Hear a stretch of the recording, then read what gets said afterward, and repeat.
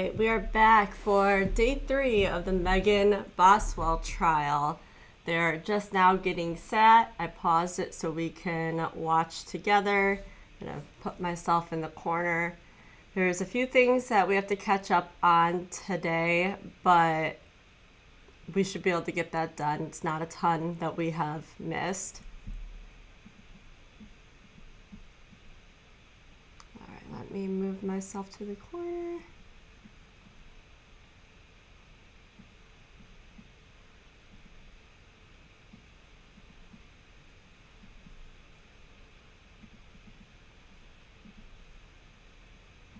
All right.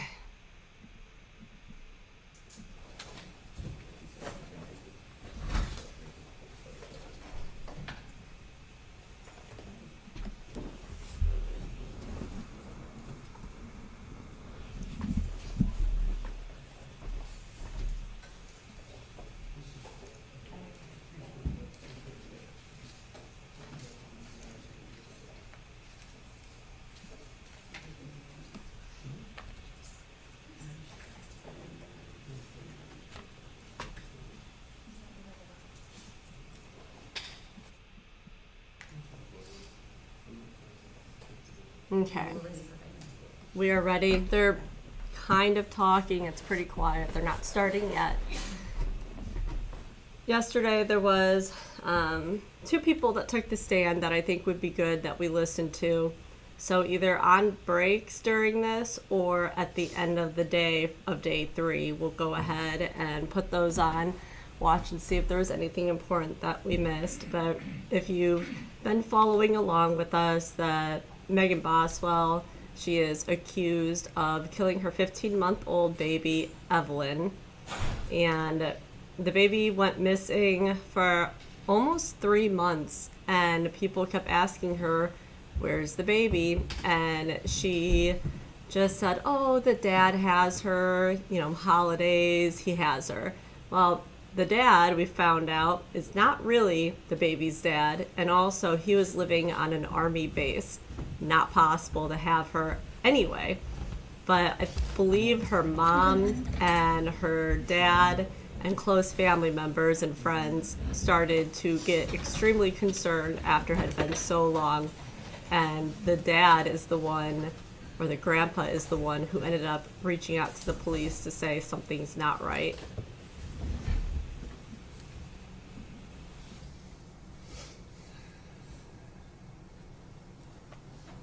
One stand.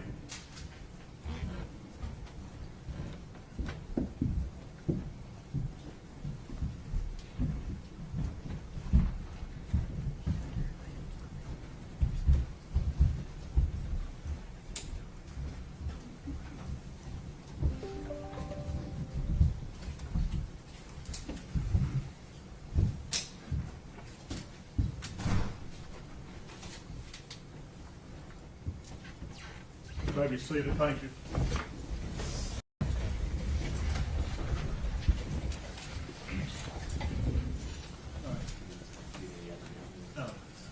Thank you. Ladies and gentlemen, yesterday when we left, I gave you certain admonitions.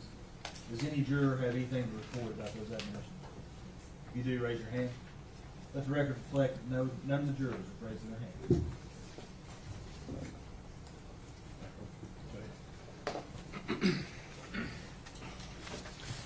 Good morning, Ms. Hawkins. Good morning. I personally apologize that we've had to carry you over to the second day. I know that's hard for you. Mm-hmm. Certainly wasn't purposeful. I want you to know that. We heard a lot of testimony yesterday that you were one of Megan's closest friends. Would that be a fair statement? Yeah. And that you had known her for some time, even through high school years, before Evelyn was born. Yes. Okay, yeah. And I imagine that you got to know Megan quite well.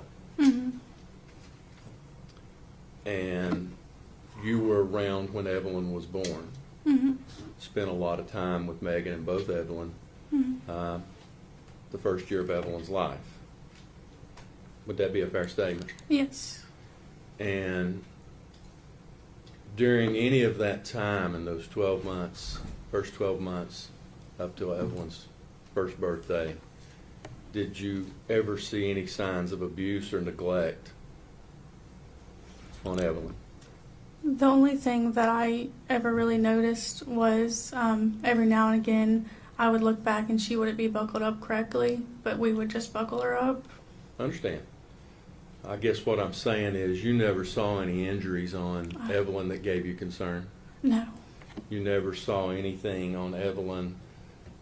She appeared to be thriving well. You didn't have any concerns that she wasn't being fed or cared for? No. You didn't have any concerns that she was being physically abused? No. And I imagine, regardless of your relationship with Megan, had you suspected those, it's quite clear yesterday from your testimony you loved Evelyn, you wouldn't have stood for that regardless of your relationship with Megan, would you? No. Okay. And in this time that you were spending with Megan, did you ever hear Megan say or indicate that she didn't love Evelyn? No. Did you ever hear Megan say or indicate that she no longer wanted Evelyn and would maybe consider giving her up for adoption? No. Did you ever hear Megan say that Evelyn was an inconvenience on her life? No. You're familiar with Megan's background and her family situation. Mm-hmm. You're aware that Megan was in foster care, correct? Yes. And you're aware that Evelyn was born while Megan was in foster care. And would it be fair to say that the one consistent love in Megan's life was Evelyn? Yes. Above everything, her family? Yeah. Judge, we're going to object to her being able to get into the defendant's head on how she's feeling about people in her life. The way the question's phrased, that's the thing. Thank Okay. you. Well, were you aware that Megan had some fractured or broken relationships? Yes.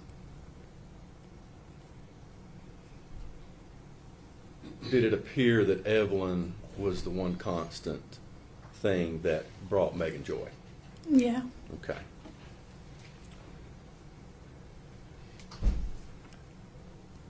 Now, were you aware that, do you know who Tommy Boswell, do you know who Tommy Boswell is? Yes. That's Megan's father. Mm-hmm. You familiar with his girlfriend? Yeah. Do you have personal knowledge that Tommy's girlfriend wanted to spank Evelyn? Objection.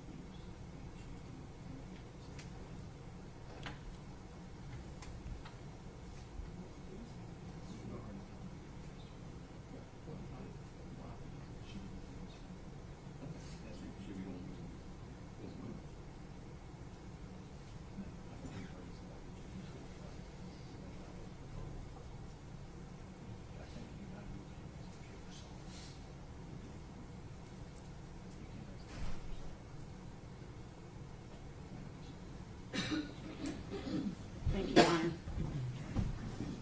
Sustained in part, overruled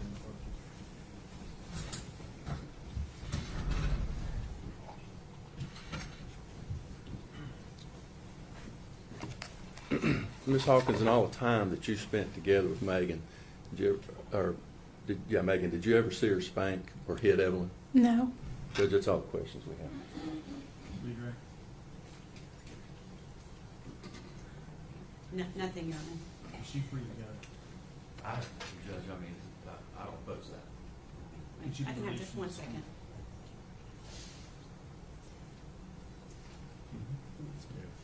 You have one question, Aaron. Bailey, did you know Hunter Wood? Yes. Okay. Did you know that the defendant, Megan Boswell, was in a relationship with Hunter Wood? Object on your approach?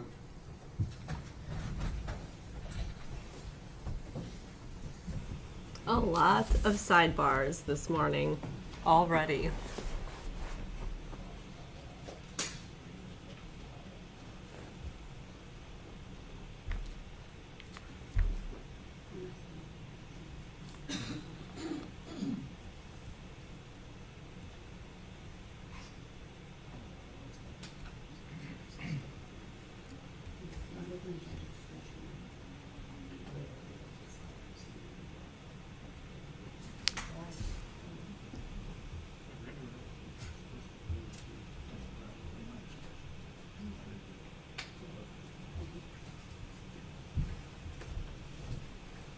All right, objection overruled. Thank you. And were you aware that they were in a relationship? Yes. Okay. Did you personally ever see Hunter around baby Evelyn? No. Okay. Thank you. Recross.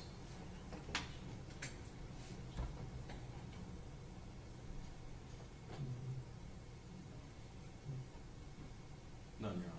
All right. Is she released from her subpoena? Yes, Your Honor. Ms. Hawkins, thank you for your testimony. You're released from your subpoena, and you're free to go now. All right. Thank you. I'm under. Attorney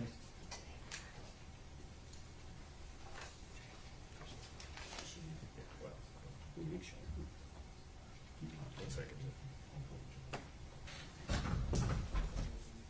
The statement called Crystal Crawford. What was that last name? Crawford. Crawford.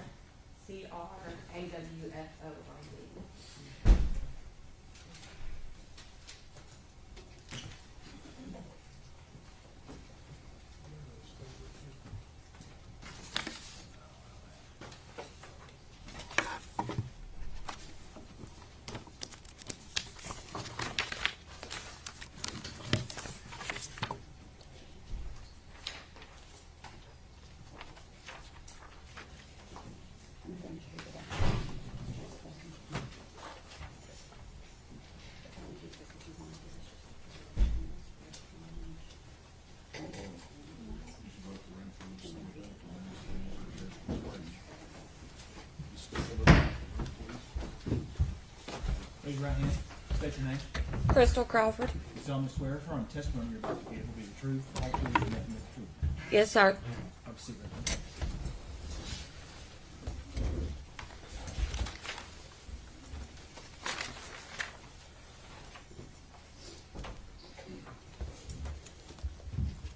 Thank you. Good morning. Good morning, Amber. Tell the jury your name and where you're employed. Crystal Crawford at the Econo Lodge in Kingsport, Tennessee. Okay. Is that located on Airport Parkway in Kingsport? Yes, ma'am. Okay. How long have you been employed there? I have been working there almost 10 years. Okay. What is your title there? Front desk clerk. Okay. Can you give us a brief description of your job duties at the Econo Lodge? Front desk, laundry, some days housekeeping also. Just whatever needs to be done. I do all his management paperwork and all that. Okay. So those duties include things like checking in and checking out guests. Yes, ma'am. Okay. And I'm assuming Econo Lodge creates records and maintains those records at the hotel? Yes, ma'am. Okay. And when you enter information to the hotel, is it into like a computer system that's maintained?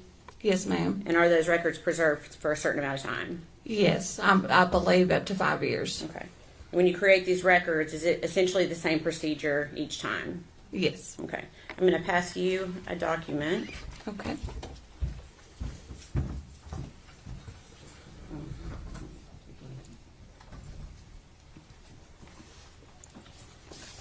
You could take a look at that and see if you recognize it. Yes, ma'am, I do. Okay. Can you tell us what it is? It is a check-in and check-out slip on Megan Boswell. Okay. And Have you seen that document before? Yes, ma'am. Okay. How was this document generated? In order for this to generate, the guest has to come in and check in and provide ID, and then we give them the room keys and they sign a registration card stating that they were present at the property. Okay. And was this particular document run, a search was essentially run on Megan Boswell's name, is that right? Yes, ma'am. And is this part of your record keeping that was kept and maintained in the normal course of business at the Econo Lodge? Yes, ma'am. Your Honor, we'd be asked that made exhibit number 84. Any objection? No, sir. Before we do 84. Thank you.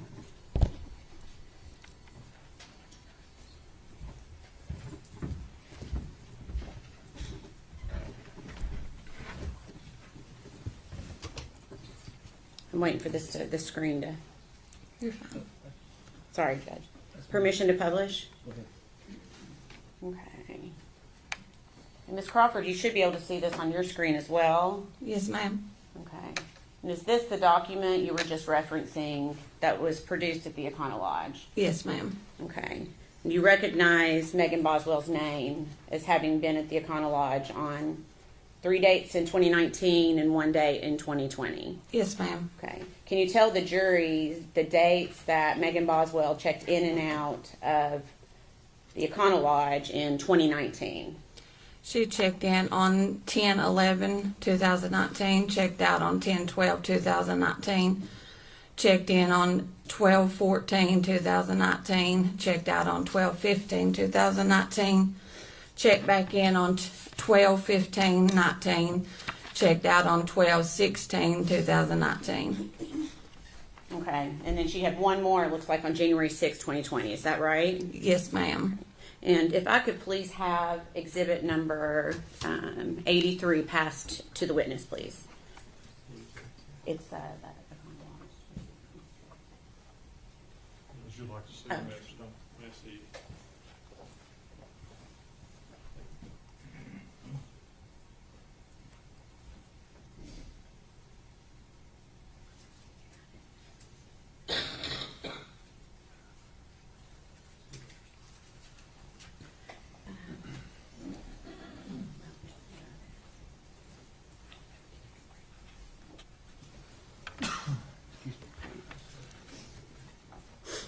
Okay, Ms. Crawford, do you recognize what I've handed you? Yes, ma'am. Okay, and can you tell us what that document is? It is a registration card for Bailey Hawkins. Okay, and what was the date of check-in and check-out on that? February 22nd of 2020 and checked out on February 23rd of 2020. Okay, all right, you can pass that back to the clerk. Thank you. Do you know who the defendant Megan Boswell is? Not personally, no, just from coming into the motel. Okay, so you recognize her from coming into the motel. Yes, ma'am. Okay. Did you recognize her because of this case, or did you recognize her before Evelyn was reported missing? No, she came into the motel a few times before I ever even knew that her baby was missing. And of course, I didn't speak to her very much in the first couple of times she stayed. But after a couple of times, you know, the guests get familiar to you. So I did spark up a conversation with her. I think it was around the third time of her staying there. Okay. And do you recall her staying at the Econo Lodge during those months that we just went through of December 14th and December 15th, which would have been, I guess, that third day, December 15th Yes, ma'am. of 2019. And did you talk with her at all during that time? Like I said, about the third time, Okay. I spoke up, you know, a conversation with her probably for about 20 minutes or so, maybe a little longer than that. Okay. Were you aware that if she had a child? Not until the third time, Okay. And how were you made aware that she had a child that third time? because of the conversation we were having. I can't really remember a lot of details. It's been so long ago, but, you know, I can't remember if she brought it up or I brought it up. I really can't remember. Okay. And what did she say about her child?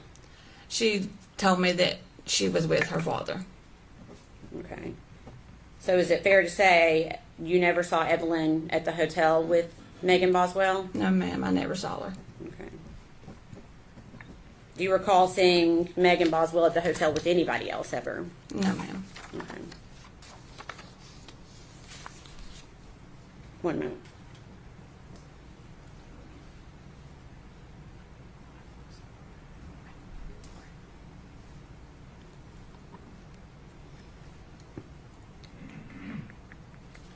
During the times that you saw the defendant, the 2 times in December and the 2 times in January, did she ever appear to be crying? No, not that I can remember. Did she ever give appearance of being scared or worried? No, ma'am, not that I can remember. Did she ever express any concern to you about the safety of her daughter? No, ma'am, not that I can remember. All right. Please answer any questions the defense has for you, okay? Yes, ma'am. No questions, Ms. Witness. All right. Ms. Crawford, thank you for your testimony today. You're released from your subpoena, ma'am. You're free to go.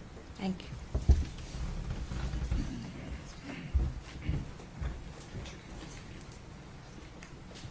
That was pretty quick. We're gonna look at the dates on the next break because she checked in and checked out often around the same time frame. State would call Caitlin Jones.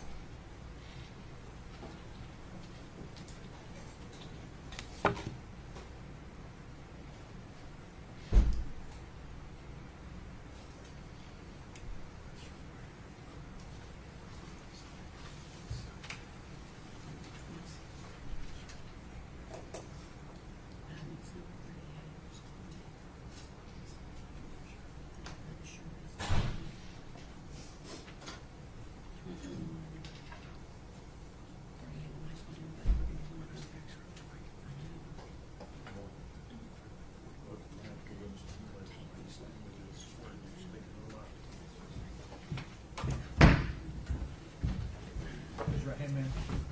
State your name. Caitlin Carter. Solemnly swear from testimony back to you the truth, the whole truth, and nothing but the truth. Yes, sir.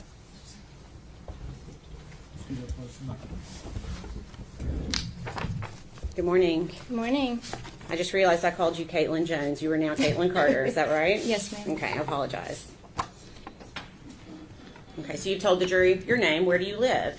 Kingsport. Okay. Do you know the defendant, Megan Boswell? Yes, ma'am. And how do you know her? We were friends in college.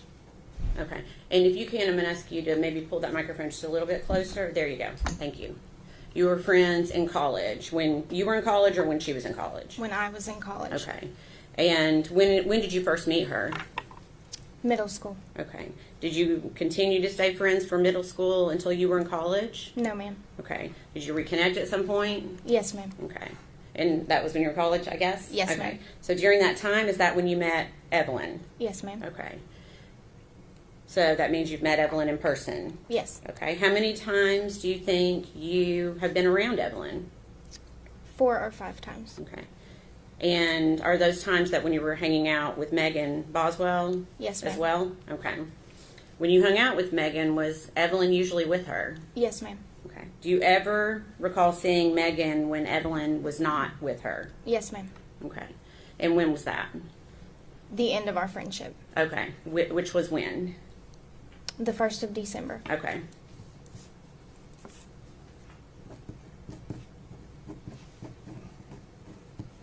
So then you're saying you saw Megan without Evelyn the 1st of December? Yes, ma'am. Okay.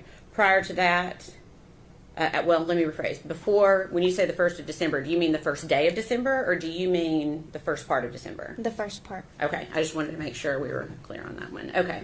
So prior to the first part of December, do you recall ever seeing the defendant without Evelyn? No, ma'am. Okay. Do you recall going to Chili's with Megan Boswell at one point? Yes, ma'am. Do you remember when that was? The end of my college semester. Okay. And do you know when that would have been? Around the 1st of December. Okay. Who was there when you went to Chili's that day? Me, Megan, and Evelyn. Okay. Anyone else? No, ma'am. Okay. Did you sit at a table or a booth? Booth. Okay. And did you sit beside anyone? No, ma'am. Okay, so Megan and Evelyn were on one side of the table and you were on the other. Yes, ma'am. What was your impression of Evelyn that day? She was dirty. and I could smell her across the table. Okay.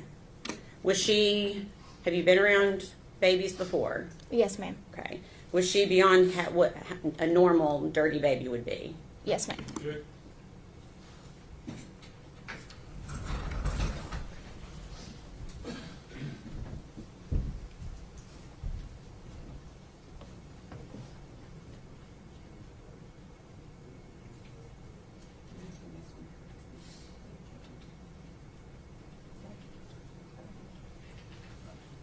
Sustained.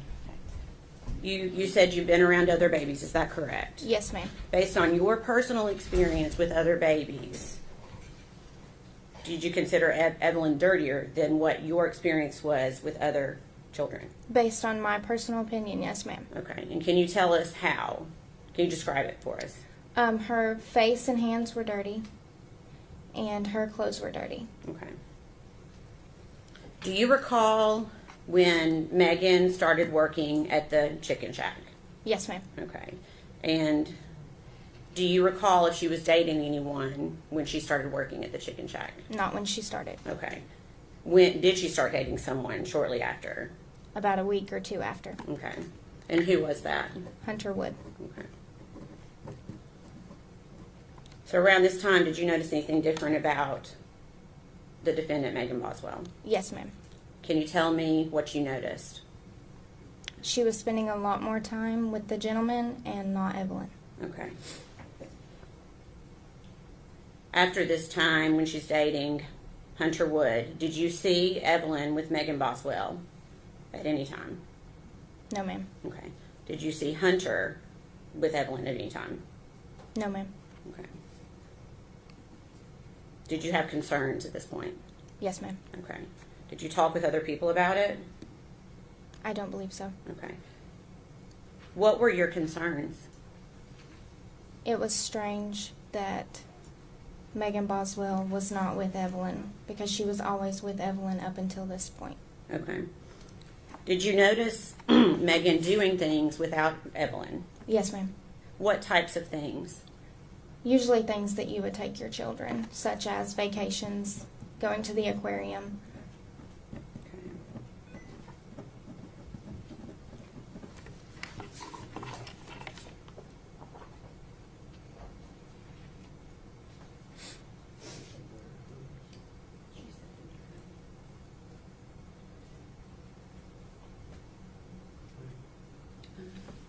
December.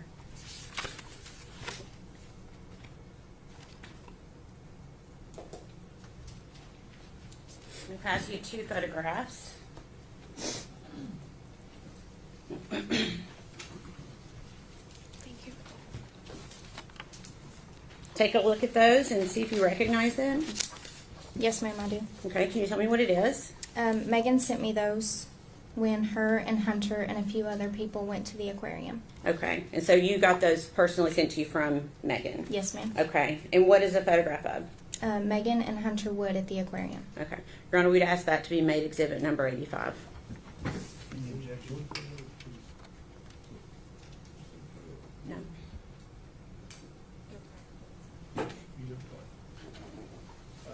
Judge, I would say that these photos are cumulative. They're essentially the same photos. If the court wants to admit them, but I wouldn't know if they're cumulative.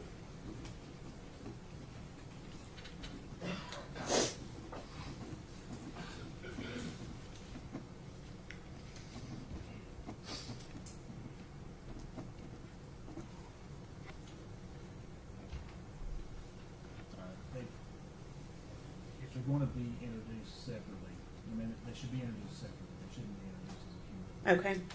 You want to do 85 and 86, Your Honor?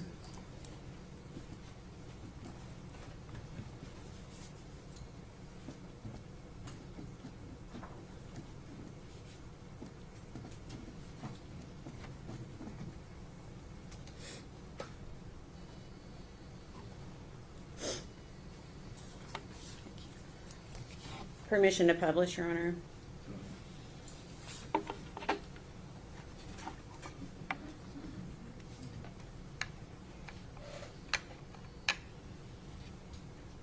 Caitlin, is this one of the pictures you received from Megan Boswell Was it via text? Yes, ma'am. Okay. And did she indicate that Evelyn was with her that day? No, ma'am. Did she send you any pictures of her with Evelyn that day? No, ma'am. Did she seem to be upset all that day when No, she ma'am. sent you these pictures?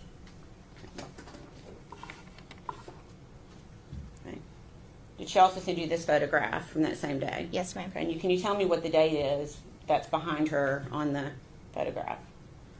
Can you read that? On the top, Yeah. it says 2019. Okay.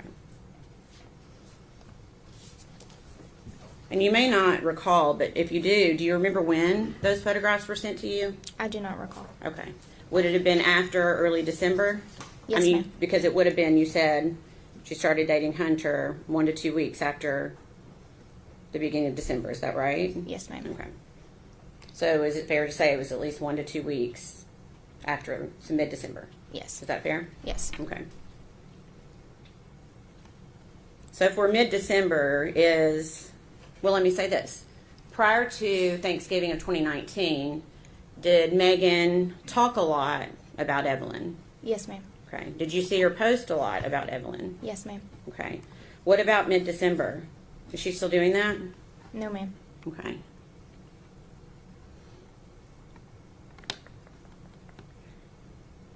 At some point, did you ask her where Evelyn was? Yes. What did she say? She said that she was with her father. Okay. When you say her father, do you know who do you think she was talking about, or who was she talking about? She was speaking of Ethan. Okay. Did she say why Evelyn was with Ethan? Yes, ma'am. What did she say? She said that Ethan came home and got emergency custody. Okay. Did she ever show you any paperwork? No, ma'am. Okay. Did she ever say why? Ethan seen photos of Evelyn with a bruise on her head, and he used that. Okay. And the defendant told you that? Yes, ma'am. Okay.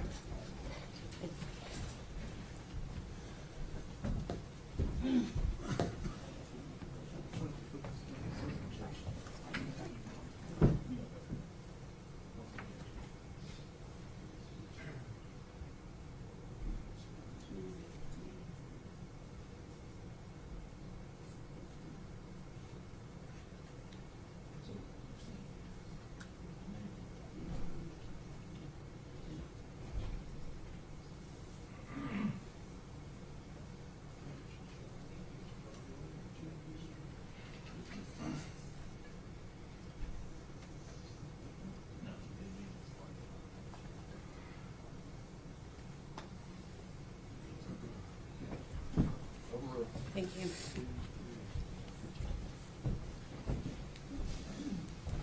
Okay. So we're going to go back to that. Did Megan say why Ethan had taken emergency custody of Evelyn? Yes, ma'am. And what did she say?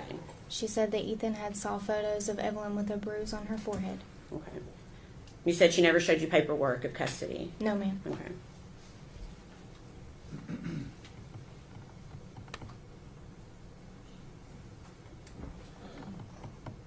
How many times did she tell you that Evelyn was with Ethan? A few times. Okay. Was that in person or via text? Both. Okay. So do you remember seeing Megan around Christmas? Yes, ma'am. Okay. Where did you see her? We met at the Pinnacle in Bristol. Okay. Was Evelyn with her? No, ma'am. Did you talk to her about Evelyn? Yes, ma'am. What did she say? She still said that Ethan had her. Okay. And do you remember Megan getting a phone call while you were talking to her that day? Yes, ma'am. Do you know who called her? Yes, ma'am. Okay. Who called her? Her father. Okay. And we're not going to be able to say what he said to her, but what did Megan say to her father over the phone? She told her father that she would be getting Evelyn back around the 1st of February. Okay.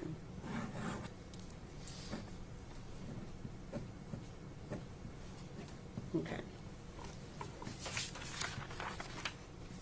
During this entire time, did Megan ever seem upset? No, ma'am. Did you ever see her cry? No, ma'am. Did she seem worried about Evelyn? No, ma'am. Did she ever seem concerned about Evelyn's safety? No, ma'am. Okay. Please answer any questions the defense has, okay? Okay.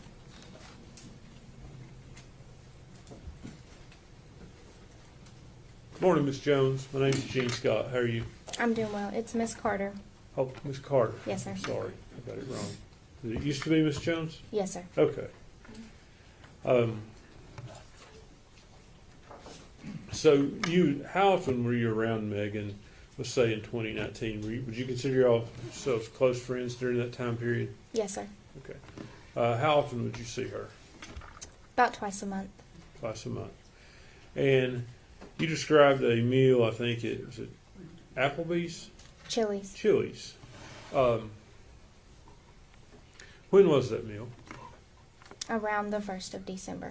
When you say around the 1st of December, can you be more specific? And let me ask you this way. You equated it to your college semester or your earlier testimony. Mm-hmm. Had you taken your exams? Were you waiting to take exams? What part of the end of the college semester were you at?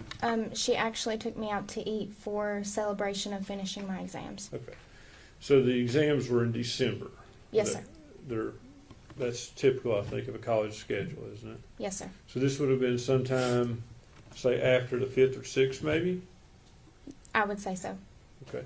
Do you know what day of the week it was? I do not. Would have been a weekday. Yes. Okay.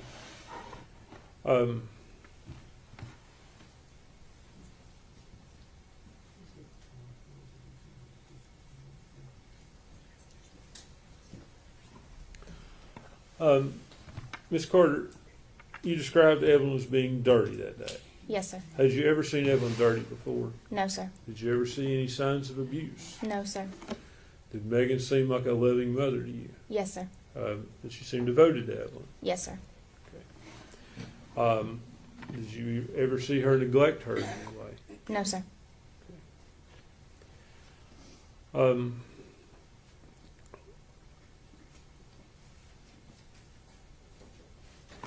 Would be fair to say that at some point your friendship with Megan ended? Yes, sir. When did that occur? Around the 1st of January. And did that have anything to do with Evelyn? No, sir. Why did your friendship end? She lost or misplaced her phone and did not have a way to communicate with me. Okay, so y'all just quit talking? Yes, sir.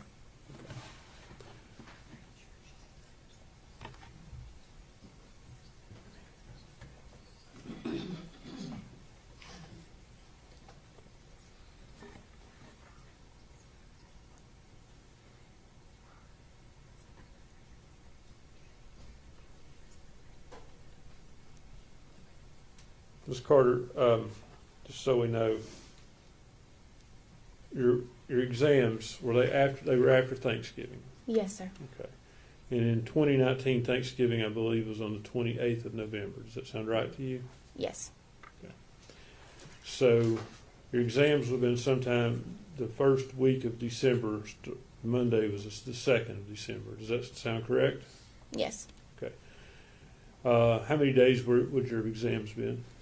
That whole last week of college. Okay. So the last day of that week is the 6th of December. Is that on That's Friday? a Friday. Okay. Okay, would that have been the day your exams ended? Yes. Is that the day you ate? I cannot recall.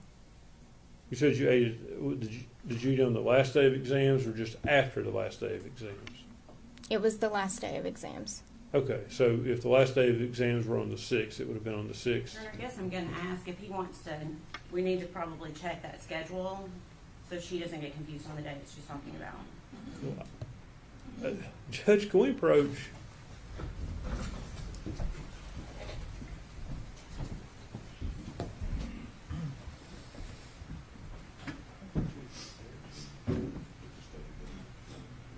So many sidebars.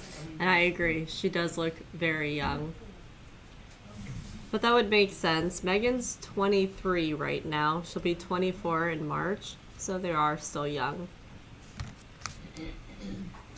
And she seems to really dislike Megan sitting there.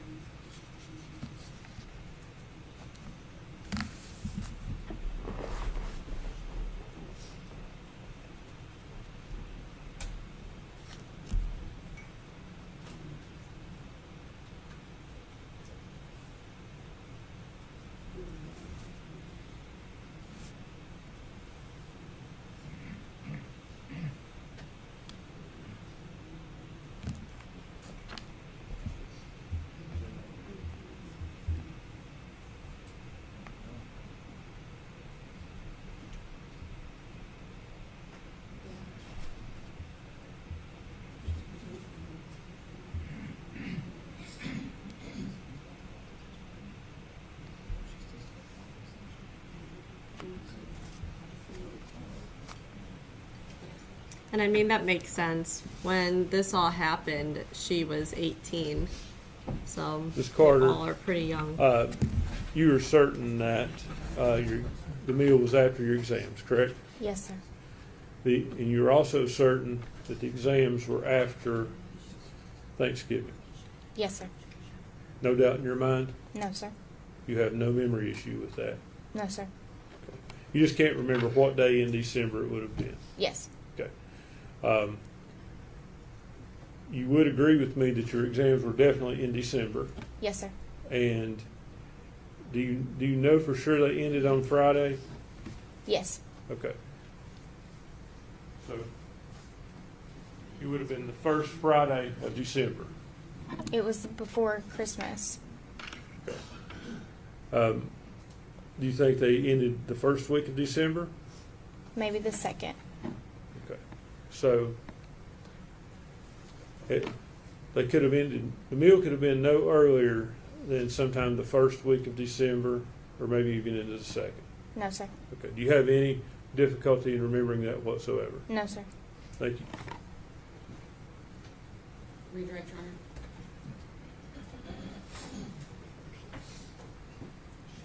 Do you remember giving an interview to law enforcement?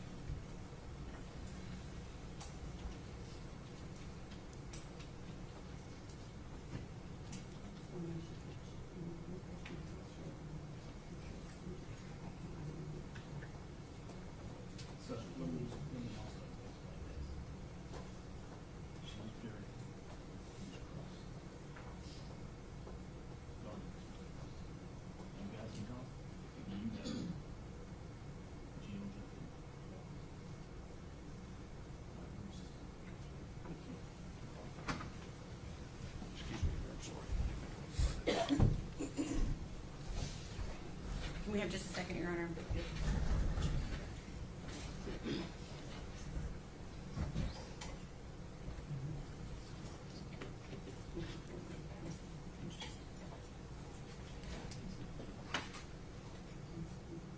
No, they're not going to go for the death penalty, which I was very surprised.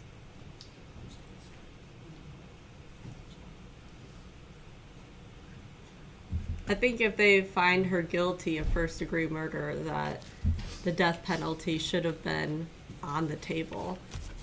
Caitlin, do you remember the last time that you saw Evelyn? Yes, ma'am. Okay, when was that? It was the day we went to Chili's. Okay. And I know Mr. Scott was throwing a lot of dates out at you. How do you, let me ask it this way. Was that before or after Megan started working at the Chicken Shack? That was after. Okay. How long after? 3 or 4 weeks. Okay.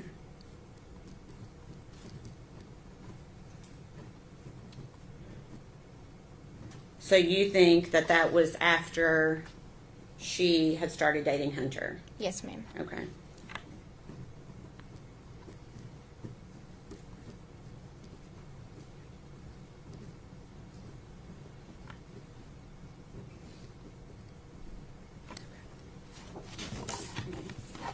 That's all the questions I have. No, sir. Can she be released from subpoena? Yes, sir. Yes. All right. Ms. Carter, thank you for your testimony today. You're released from your subpoena. Thank you, sir.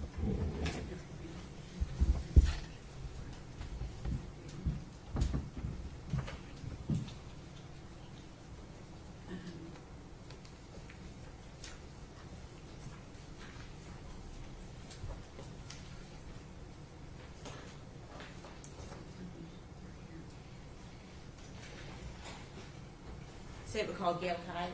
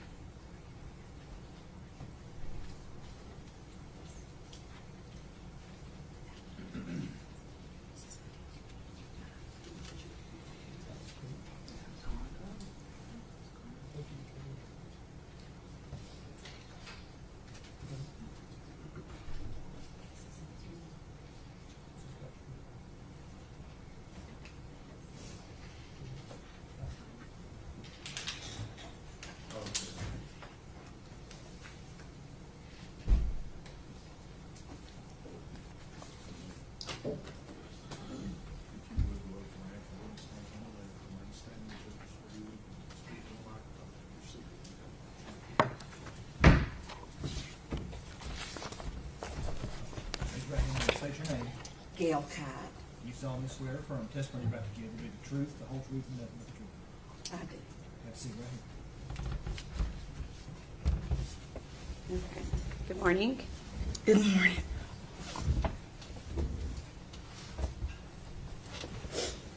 Okay, so we get that you're spelling your name spelling correct. Your last name is spelled Kyte. Is that correct? That's correct. Okay. And where do you live? Roan Mountain. Okay. And do you know Megan Boswell? I do. Okay. How do you know her? I was her foster mother for 4 months. Okay. Do you know what year that was in? 2018 to February of 2019. Okay. Do you know how old Megan was when she came to live with you? 17. Okay. And do you see her in the courtroom today? I do. Can you point her out to us, please? Okay. And I'm going to ask that you describe what she's wearing, please. Looks like a black and white shirt. Okay. We had asked the record to reflect she's identified the defendant. Were you also living in Roan Mountain during 2018? I was. Okay. Was Megan pregnant when she came to live with you? She was. Do you may not, but do you recall how far along she was? 7 months. Okay. And do you remember when Evelyn was born? I do. Okay. What month was that? November Of 2018? 2018. Okay. And did Megan and Evelyn continue to live with you during that time? They did. Okay. Did Evelyn appear to be developing normally? She did. Okay. I'm assuming you have children of your own. I do. Any concerns, based on your own personal experience, that you had with Megan caring for Evelyn? No, Okay. Everything seemed to be appropriate? it did. Okay. And did Megan take Evelyn to all of her pediatric appointments? Yes, How did she get there during the time she was living with you? I took her. You took her? Okay.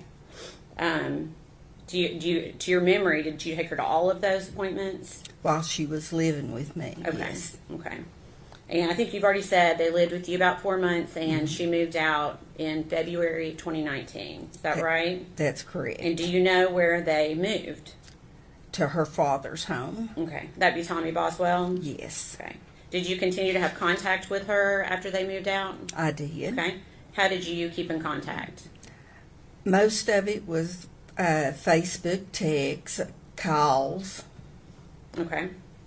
And do you remember Megan bringing Evelyn to visit you in September of 2019? I do. Okay. And would Evelyn, so she wasn't quite 1 year old at that point, is that right? That's correct. Okay. Was Evelyn walking yet? She was toddling. Okay. So still occasionally holding on to things, but letting go occasionally, or did she wasn't letting go yet? She was letting go. She was taking a step or two on her own. Okay. And again, this is right before, 2 months before her first birthday. Did she appear to be developing normally? She did. Did she appear healthy? She did. Okay. After that visit in September, do you remember Megan contacting you regarding babysitting? She did. Okay. And do you remember when that was? What month that was? She reached out to me several times. The first time was in August. She was wanting to go to school. Okay. And then she reached out to me, I want to say again, towards the end of December. Okay. Let's see here. Okay. I'm going to show you a document to see if that helps you with your date a little bit.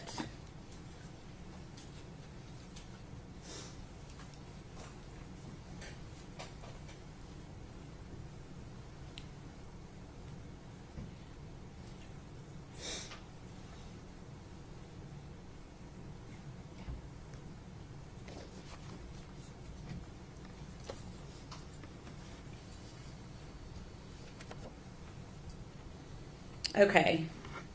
Do you we won't be able to say what it is quite yet, but do you recognize that document? I do. Okay. What is it? That's text messages between me and Megan. Okay. And what is the date of those messages? December the 3rd of 2019. Okay. And is that a fair and accurate representation of the conversation that you had with her via text or Facebook Messenger on that date? Yes. Okay. Your Honor, we'd ask that to be made exhibit number 87. Any objection? No, sir. Before exhibit 87.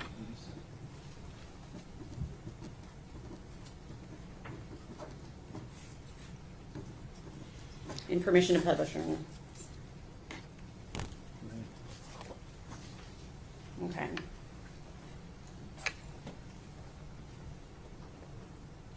Okay. Gail, can you read that okay? I can. Okay. So is this one of the times that Megan was looking for a babysitter? It was. And what did she say to you there on December 3rd, 2019? She says, "Do you think your sister would babysit and let me pay her at the end of the week? I just got a job and won't get paid until next week. I just started today." Okay. And I told her, yes, I knew she would. Okay. She said, "What's her number? Sometimes mommy gets sick and she already keeps her for school." I talked to her. She said that was fine. Okay. So essentially she's indicating that Sue can babysit. Is that right? And Sue is your sister? She is. Okay. And then what do you say to Megan? Sue wants you to call her. She wanted to know if you had a pack and play you could bring. Okay. And what does Megan say? "I'm at work. Yes, I have one." Okay. Does that help refresh your memory a little bit on the date?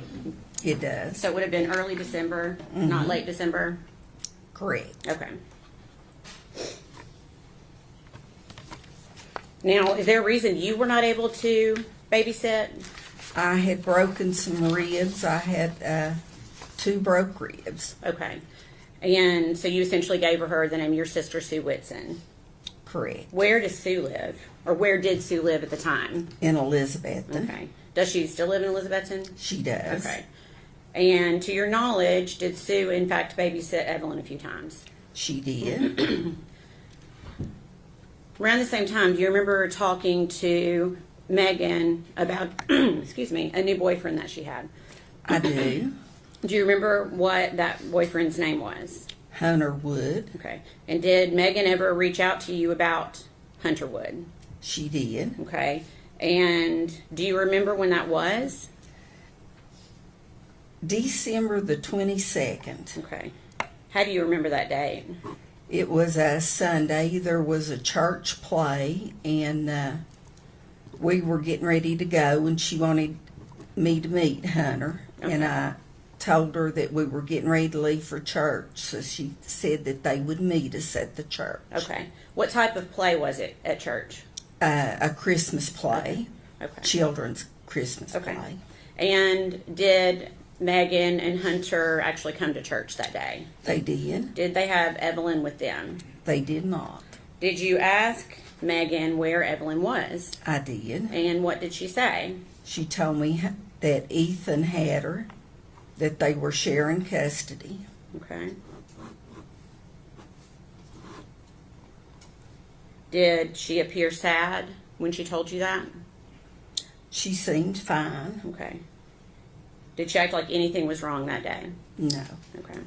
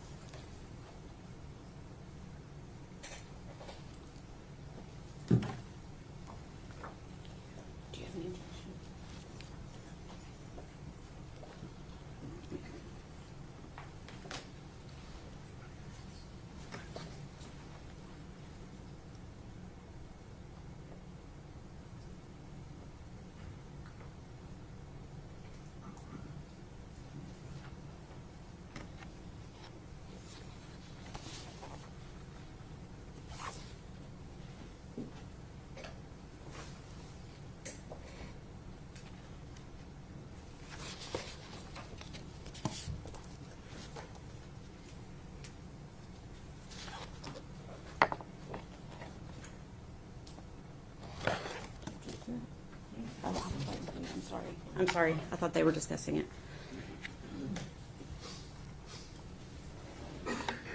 Take a moment to look at that and see if you recognize it.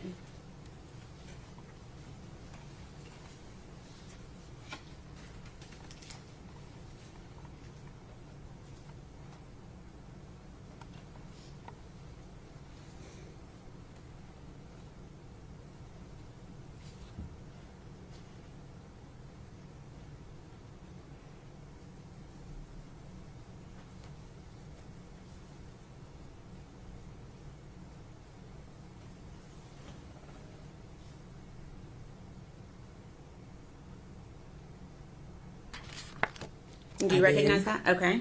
Can you tell me what it is? It's text messages between me and Megan. Okay. And what date were those messages sent? January the 13th. Of 2020? Yes, ma'am. Okay. Is that a fair and accurate representation of your conversation with Megan on that date? It is. Your Honor, we'd ask that be made exhibit number 88. Objection? No, sir. Full exhibit 88.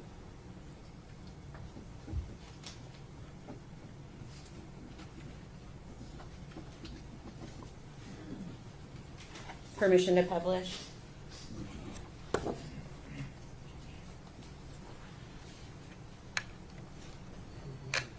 Okay. So it looks like you start this conversation by asking how she and Evelyn are doing. And what does Megan say in response? Good. Ethan has half custody now. Okay. And then you respond, I almost bought Evelyn a beautiful dress at Cracker Barrel, wasn't sure what size. And what does Megan say in response? She wears 18 months now. Isn't that crazy? Hunter and I can come when we get off work. Ethan has Evelyn until Friday, though. Okay. And continuing the conversation, I told her wait until Thursday. We're having a DCS home inspection tomorrow, and I'm cleaning and getting ready. It makes me nervous. Okay. LOL. okay. And what does Megan say in response? Don't be nervous. You and Rick are hands down the best foster parents anyone could ask for. In a lot of ways, you are my family more than my actual family. Okay, and what do you say? Thank you. We love you and that baby. Is Ethan out of the Army? And then what does Megan say? We love you, and yes, he is. Okay.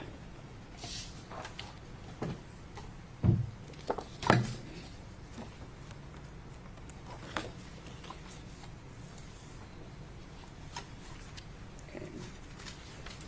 And we're going to move forward to February of 2020. We are not going to be able to say what somebody told you, okay? Do you remember, though, being contacted by someone named Shirley Boswell Lowry? I do. And who is this person? Megan's aunt. Okay, how did she contact you? First by Facebook Messenger, and then I asked her to give me a call. Okay, and give me just 1 second.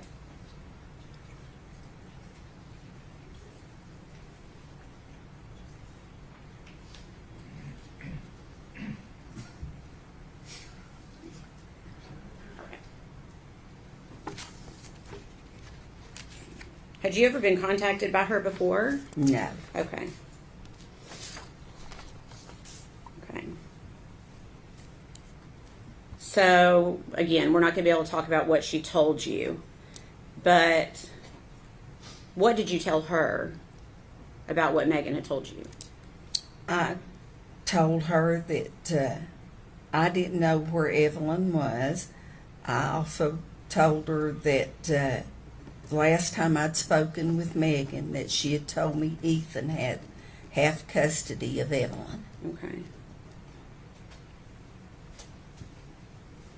And did you have Evelyn? I did I know not. that may be a crazy question, but you did not. No. Okay. What did you do? Based on that conversation, what did you do? I tried calling Megan. Okay. And did you call her phone? I did. Okay.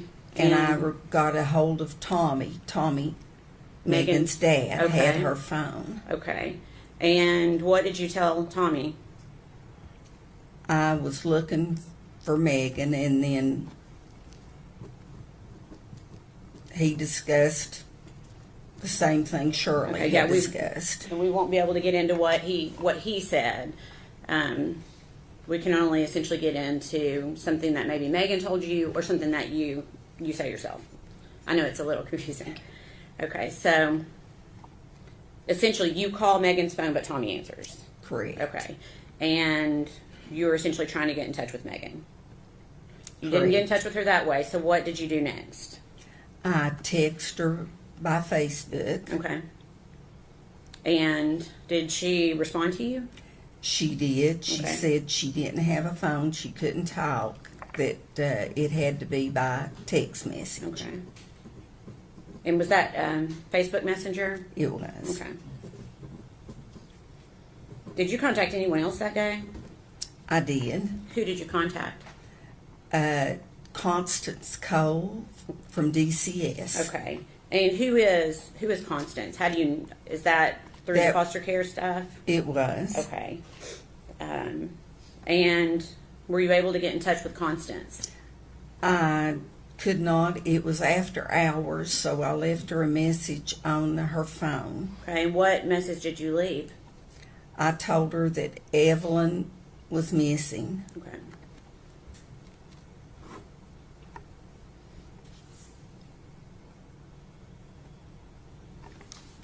So when is the last time you yourself saw Evelyn alive?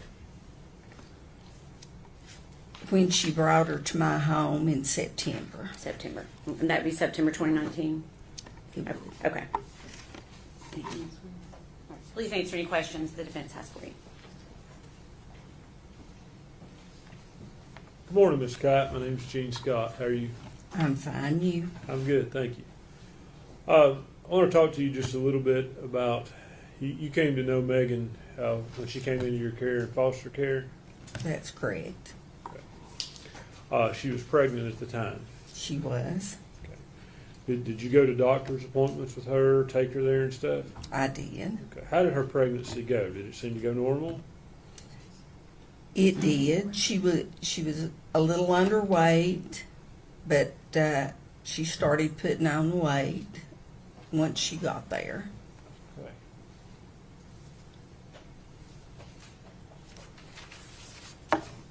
You say Megan was underweight when she came to live with you? She was 7 months pregnant, and you couldn't even tell she was pregnant. Goodness. Were you present for any medical procedures she received while she was pregnant? No, I would take her, but I would stay out in the lobby. Do you know if she had any medical issues while she was pregnant? No, You don't know, or I don't know. okay. Had you been told she had intrauterine growth restriction? If we're object to hearsay. Probably is.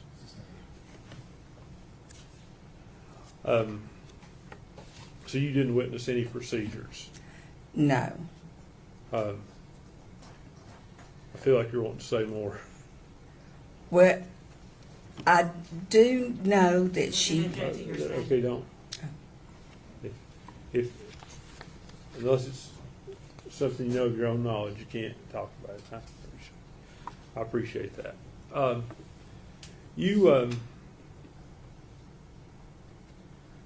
How did she act while she was pregnant? Did you take an interest in being healthy and having a healthy baby? She did. Okay. And I guess you were with her when she had the baby? I was.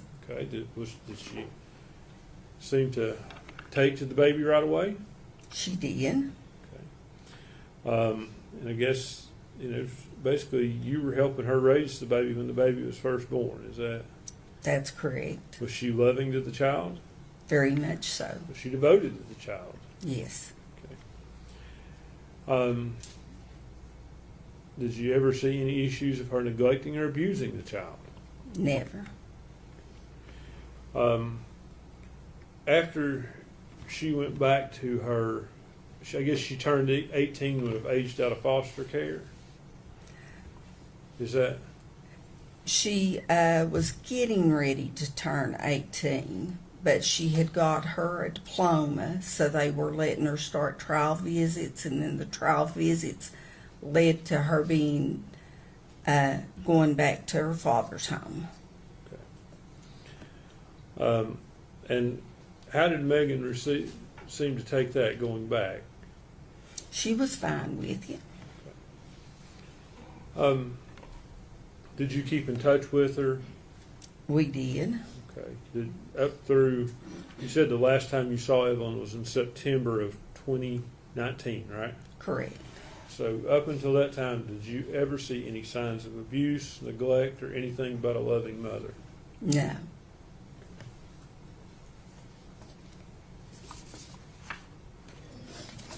That's all the questions I have. Thank you, Ms. Scott.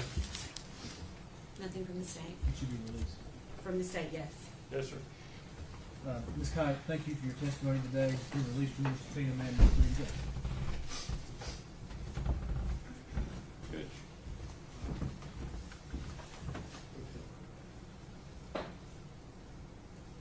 We approach. Yeah.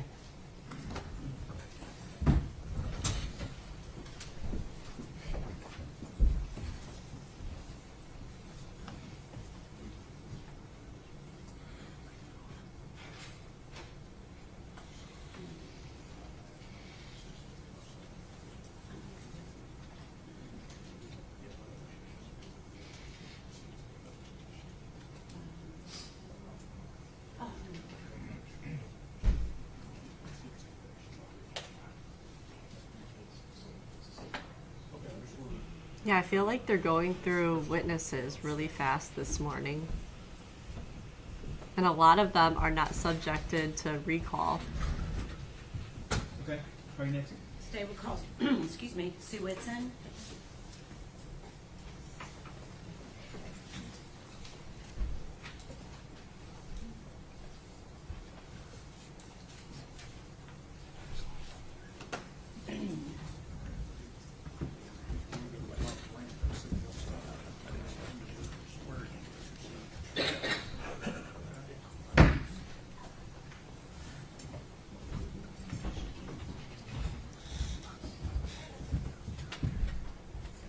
Raise your right hand, ma'am. State your name for me. Sue Whitson. You solemnly swear or affirm the testimony you're about to give will be the truth, the whole truth, and nothing but the truth. Yes, I do. I need you to speak up. Okay.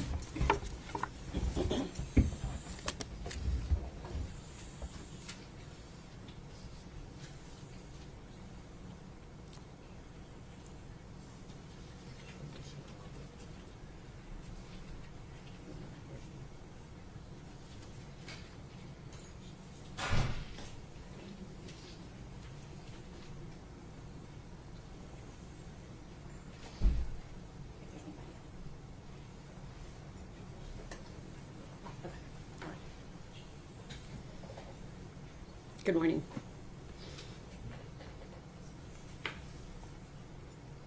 Okay. Your name is Sue Whitson, Yes. and is your last name spelled Whitson? Yes. Okay. Where do you live, Sue? In Elizabeth. Okay. And do you know Gail Kite? Yes, I do. Who is Gail Kite to you? She's my sister. Okay. And to your knowledge, has your sister taken in foster children through the years? Yes. Okay. And was Megan Boswell one of the foster children that came and lived with your sister for a while? Yes. And were you aware that Megan Boswell had given birth to a child named Evelyn? Yes. Okay. And were you aware that at some point Megan and Evelyn moved out of Gail's house and got their own place? Yes. Okay. And were you contacted by Megan to babysit Evelyn? Yes, I was. Okay. Do you remember how you were contacted by her? Text message. Okay.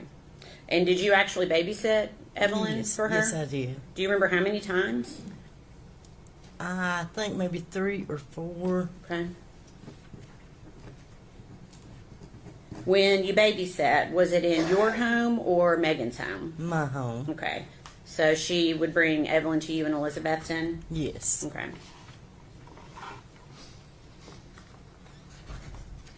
Do you recall when you babysat?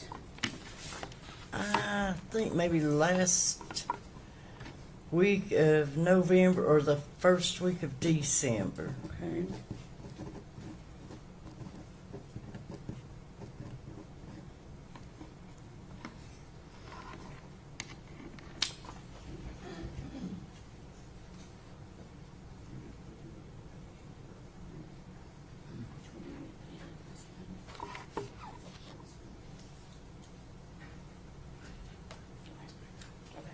I'll pass you a document.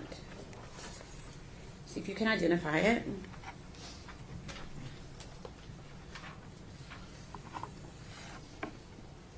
That's Evelyn. That's Evelyn. And is that a photograph that you took? Yes, it is. Okay. When did you take that photograph? I'm saying maybe about the second day I kept her. Okay. All right. Is that a fair and accurate representation of what the photograph looked on the day you took it? Yes. Okay. We'd request that be made exhibit number 89.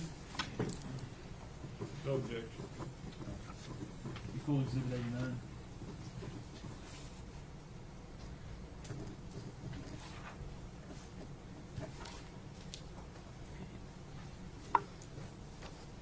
And permission to publish, Your Honor.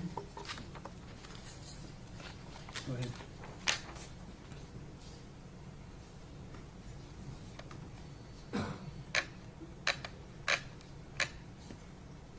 Well, I made it worse. I'm sorry? Usually a lot of Yeah. Doesn't want to do that for me. Okay. Is this the photograph we were just talking about? Yes. Okay, so that photograph would have been taken, you said you babysat her last of November to early December. Yes. So this would have been taken around that time. Yes. Is that right? Okay. And does Evelyn to you appear healthy here? Pardon? Was she healthy? Oh, yes. Okay. And was she walking? Yes. Okay.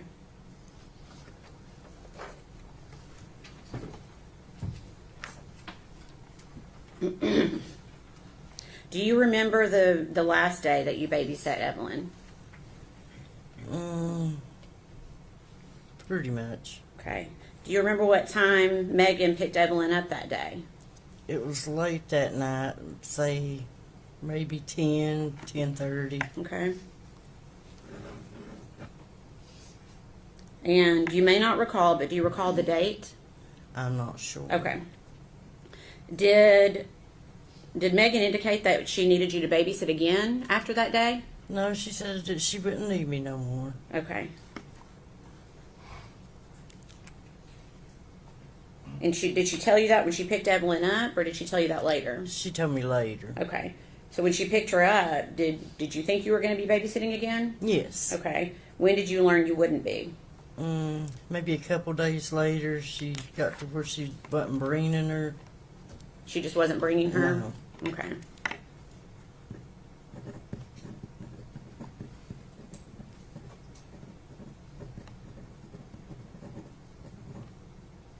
Okay. During the days that you watched Evelyn, did you have any concerns? Yes. Okay. What concerns did you have? She had a terrible diaper rash. Okay. When you say terrible, can you describe it, please? It was just really like sore looking, had marks through it, maybe scratches. It was just really bad looking. Okay. Have you kept other children Evelyn's age before? Oh, yes. Okay. So you feel like you've got pretty good experience Yes. with babies and toddlers? Yes. Okay. Did that seem more than the average diaper rash? Yes. And how? It was just, I'd never seen a diaper rash look that bad. Okay. Did you tell anyone about this? Yes, I called Casey Kite, Okay. or Casey Schultz. Okay. And you won't be able to tell us what Casey said, but what made you tell Casey in particular? She worked in a doctor's office. Okay.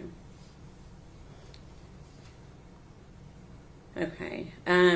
When, for the days that you babysat Evelyn, was she clean and when Megan would drop her off? No. Okay. Can you tell us what Evelyn was like when she would be dropped off by Megan. She was dirty. She smelled like urine. I would give her a bath and clean her up. Okay. And was that every time that you babysat was like Yes. that? Okay. What about her clothing? Was her clothing clean? No, it was dirty. Okay. What about her face? Was her face clean? No, it was dirty. Okay.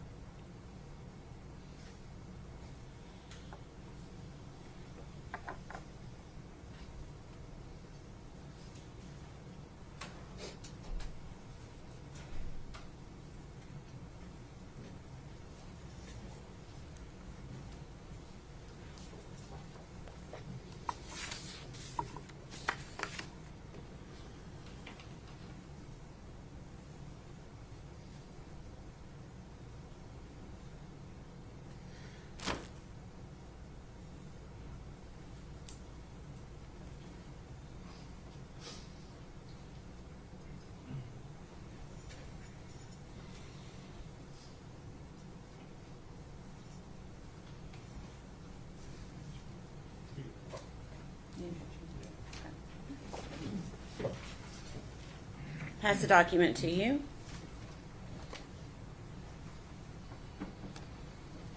Take a moment to look at it, see if you recognize it. Yes. Okay, what is it? Text between me and Megan. Okay, what's the date of that? December the 21st.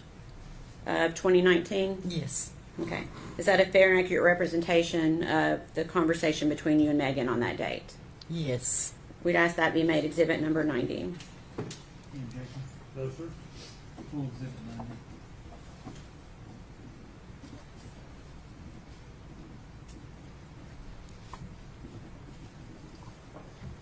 Okay. Permission to publish, Your Honor? Go ahead. Okay. Before I put this up, do you remember discussing with Megan about payment Yes. for babysitting? Had Megan paid you prior to this date? No. Okay. Why not? Did she say why she wasn't paying you? She was supposed to be in a custody battle with, I guess, the baby's daddy. Okay. Did she eventually pay you? Yes, she did. And how did she pay you? She put it in a mailbox and sped out. Okay. You said sped out? Yeah, Okay. sped in her tires. Oh, okay. Okay. All right. I'm going to show you this conversation.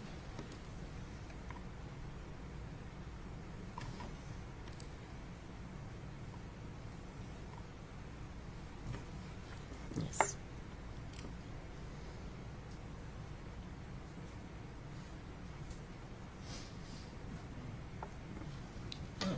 It's okay.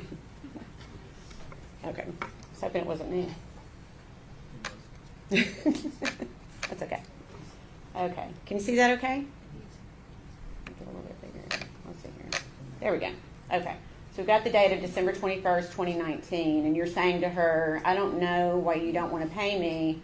I could sure use the money. I'm broke, out of gas. Please pay me. I hope I didn't do something to make you mad. And what does Megan say to you? She said, I'm sorry. My baby's daddy is taking me to court. I guess that's supposed to be a lot of problems lately. I'm on my way. I'll put it in your mailbox. Okay. And what does she say after that?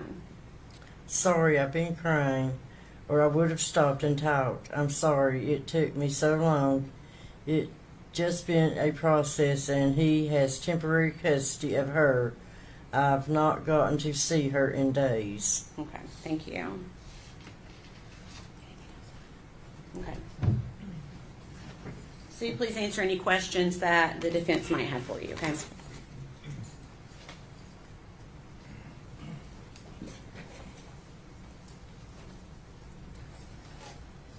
Good morning. My name's Gene Scott. How are you?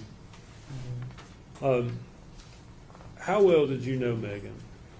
Not well at all. Okay. Did you ever interact with her when she was at your sister's home and was part of No. foster care? No. So how many times did you meet her? Maybe 3. Okay. And the picture you took, you said was the last time you kept Evelyn. Yes. When was that? In, I realize you may not have the exact date, but you know in the month? December, I think. Okay. Was it fair to say it was after Thanksgiving? Yes. Okay. Do you remember the day of the week it was? I'm not sure. Okay. Now, there was some talk, testimony, you said Megan later after that had told you that she wouldn't need you anymore. Is that right? Yes. Do you know, was that a week, 2 weeks, 3 weeks? I'm saying maybe 2 weeks. Was it up around the time she paid you? Yes. She ultimately paid you, I think, for that babysitting in December. Yes. So around the 22nd, maybe. Does that ring a bell? I'm thinking it was maybe the last week. Up close to Christmas. I mean, first week of December. That's when you said that. Okay. Oh, that's what I was supposed to. Yeah, I'm not quite sure. Not trying to confuse you, but your testimony was that you last watched her sometime in December. Yes. Okay. And then we've seen your text messages here. I think they were. Can I withdraw the last exhibit, please?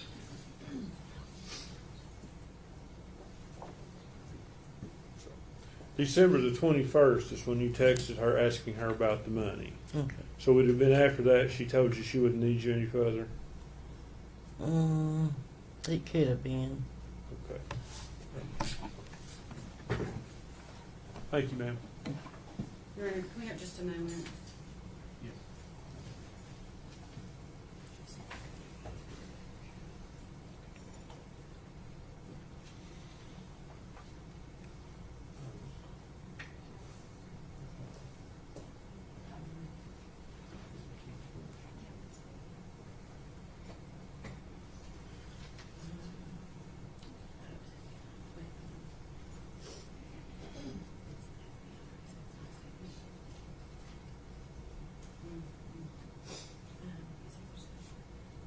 We don't have any other questions, Your Honor. May she be released. Yes, sir.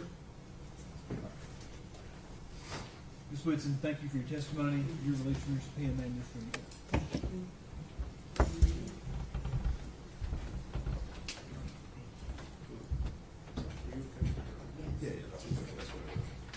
We're going to take about 15 minutes.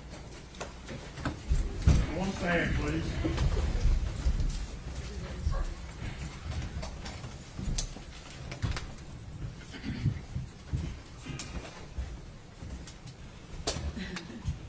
Okay, so that was actually like really good timing. Moth, you just came in and said something that I was going to be talking about on this break. So really good timing that you came on and you teed it up for me a little bit. So I'm going to give out some details on some of this. In case you don't know, we are going to be talking about ages and seeing the different ages between people so you have a better understanding. But yes, Megan was 18 when this happened, currently 23, and will be 24 in March. So, right, let's review. She was officially charged with murder and abuse in August 2020. People had began noticing that Evelyn really wasn't around when it came to like the holidays and through the new year.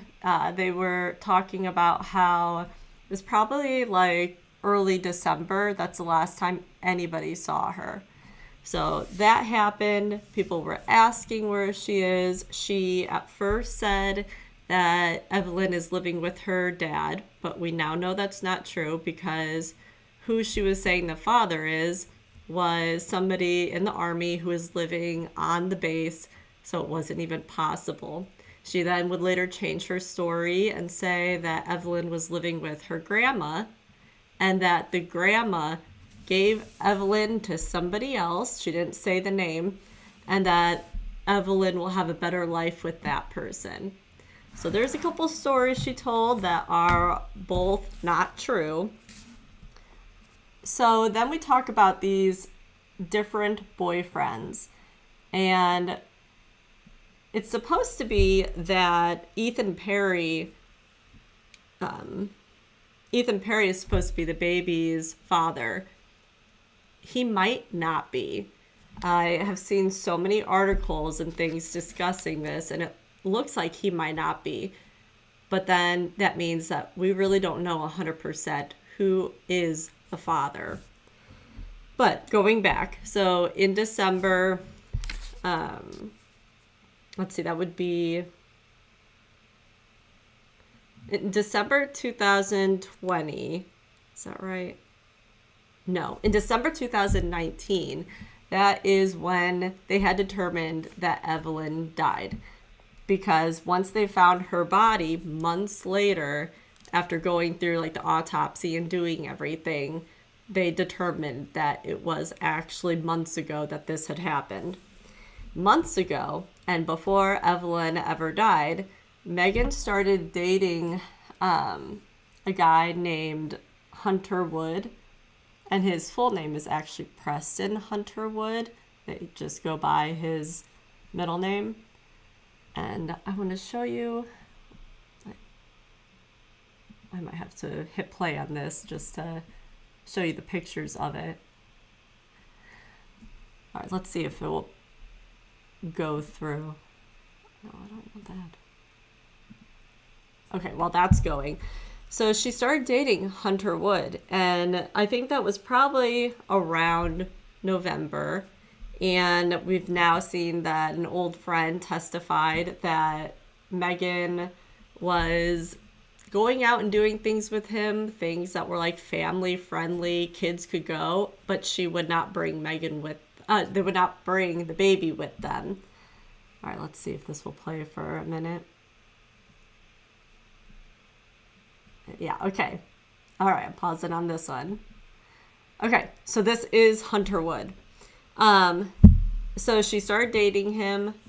That's what was going on going into the next year. I have found that Hunter Wood at the time when he was dating Megan, he was 24. And like I said, Megan was 19 at the time when they started dating. Hunter Wood actually, like in a year or two after all of this, got into a major car accident because he was drinking and driving.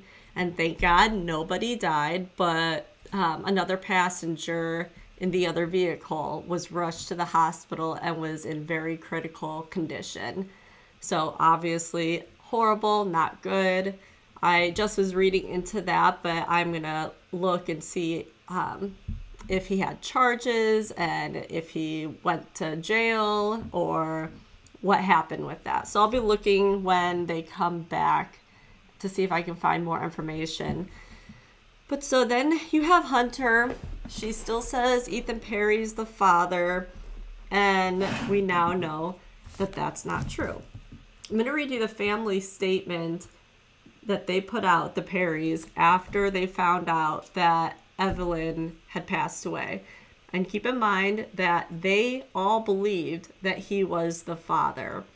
I don't know what they're thinking currently, but at least at this time when they found out Evelyn had died, they thought that that was his baby, and so they were all pretty upset. So I'm going to go ahead and read this part. Just a statement they put out to the press. While we continue to ask for privacy as we grieve this terrible tragedy, it has come to our attention that there are various unauthorized fundraising efforts on Evelyn's and our family's behalf regards to Evelyn. Also, there are those on social media claiming to speak for our family. These claims are false.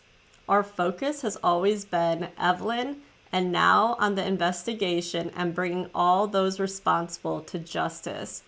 We have complete faith and confidence in the law enforcement to do just that. So that's really the only time that they spoke out on it. It will be interesting to see if any of them come to this trial, or maybe like towards the end be there for a verdict and sentencing. But yeah, so they were pretty united, and now who knows how they feel about it, because there is a high probability that Evelyn is not his. I'm gonna read over some of the messages I missed. Yeah, I don't think that the defense is doing a very good job either. But then again, I don't know if they would be able to do a good job in this type of case. Unfortunately, it's just so horrific that it kind of just taints that whole thing. That I know of, he is not on trial or wasn't. But I was looking to see if he ended up going to jail or prison, but I couldn't find him, but I was still looking, so I'll continue to. Yeah, he should have a trial as well. I'm assuming, though, that this has been quite a few years now, so I'm assuming that if something was done, it already happened, and he could still be in jail for that, maybe, or he might even be out now. I mean, once again, thank God nobody died, but it just also means that I don't know where he would be, so I just gotta find his location, and I'll let you know when I do. All right. Oops. Oh, I have this from yesterday, but we're not gonna watch that just yet because they're coming back in a few minutes, I think. Let me make that go back to speed. Okay. So later on the next break, we're going to watch a little bit of her police interview / interrogation.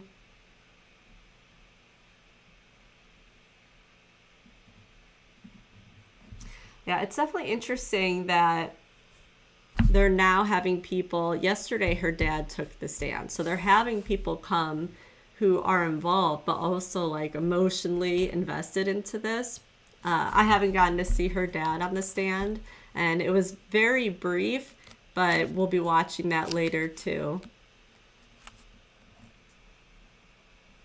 And I'm also looking out for emotions and tears. It looked like she cried on the first day, but like really with this evidence of videos and pictures from that time, I'm interested in seeing how emotional she actually was or wasn't.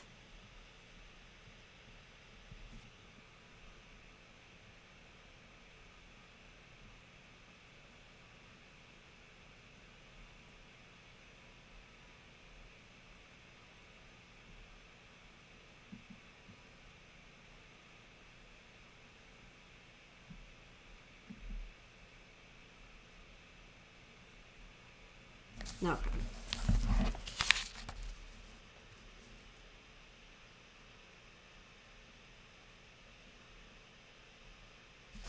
Yeah, the lie of the grandma giving the baby away to a person that she didn't say the name, but she'll have a better life. That is the worst lie. It's so unbelievable.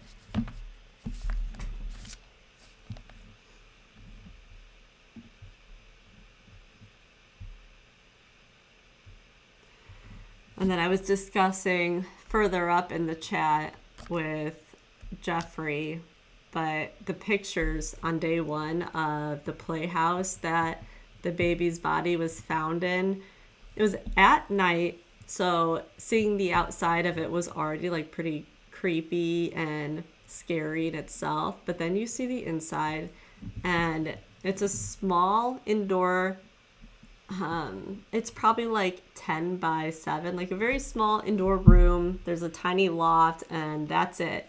But the whole main floor area was just buried in trash, like buried. And then the police officer testified that everything had been sitting out there forever. There was dust, just trash everywhere, except right when you open the door to the left, there was a trash can that was a newer trash can, and that is where they found her body, in the trash can. And they said this was clear that this hadn't been here because everything else showed the dust and all this stuff, but not that. So pretty upsetting. And then seeing the photo is just really, it's just so not good. It's so sad. Why did Grandma not help with Evelyn? It sounds like a lot of people actually were helping Megan in some of this. Like, it seemed like people were willing to babysit if she asked. And so I think the grandma probably did.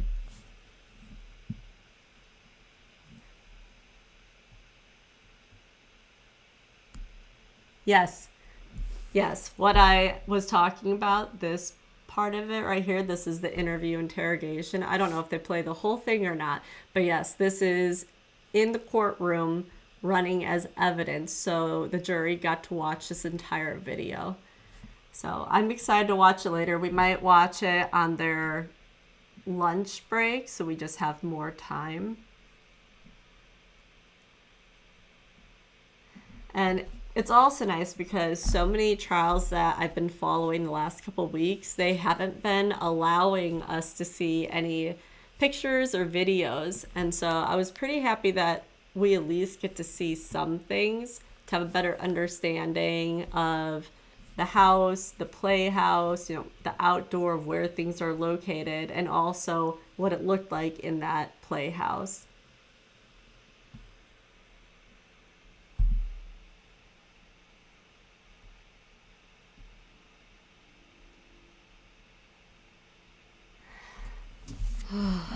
I was going to pull up for you also. Let me open it. Going back. So they were talking about the fact that Megan had checked in and out of a hotel quite a bit. Let me see if I can put that in. Is that the farthest? 1, 2, 3, 4. Yeah. Okay. So you can kind of see a little bit. So this is all the times of her checking in and out of the same hotel. And I just want to know, like, what was she doing? She had just gotten a job in this time frame, right? And she didn't have like any money. So how was she going and paying for a hotel and doing it 4 times, checking in and out and everything? It's just very odd to me. And they haven't said why she was there or what she was doing on those days.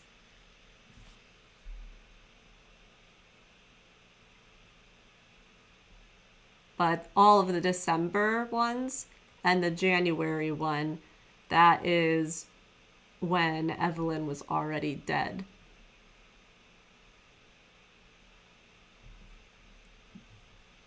So yeah, I thought it was interesting. Figured I'd show it again in case you guys missed it, because it was pretty quick in the testimony.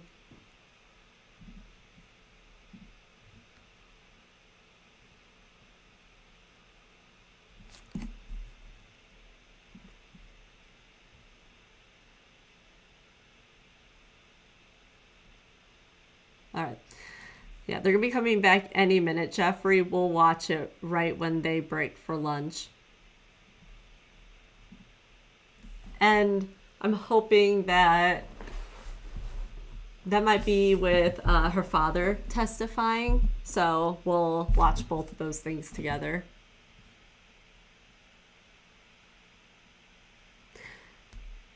Yeah, the dad of Evelyn, even so he may not be the dad. What a messed up situation. And then with everybody saying that they aren't the father, is it someone random? Or are they going to have to go and do all this like DNA tests and things like that to 100% confirm? I don't know. But it's definitely not Hunterwood, because that was after she was born.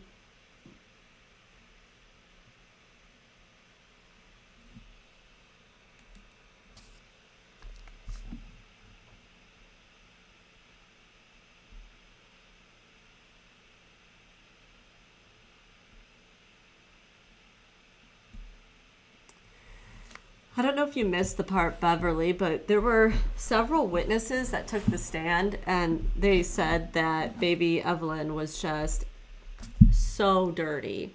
Like, if you walked in a room and Evelyn was in there, you could smell her. It was a very bad smell. And then they talked about how her face was covered with dirt, her hands, her clothes were dirty. Just a very bad situation.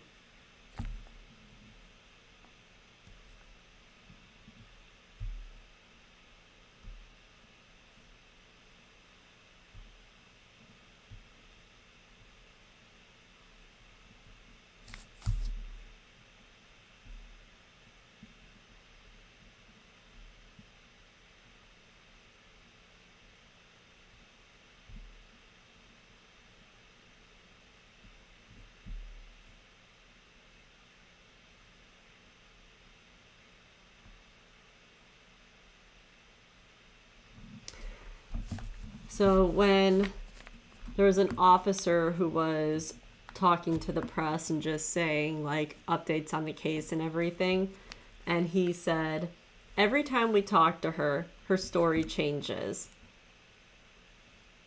And then he says, I'm serious when I say that. It was every single time we went and talked to her, it was a different story.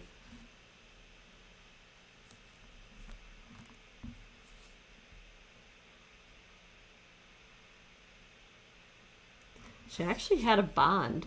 $150,000 was her bond.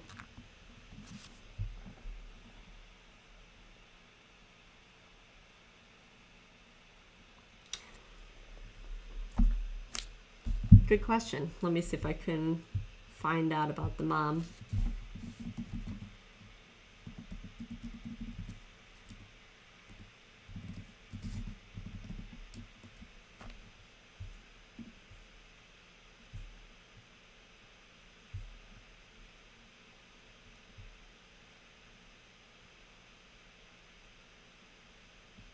A lot of people and different news sources are comparing this to the Casey Anthony trial.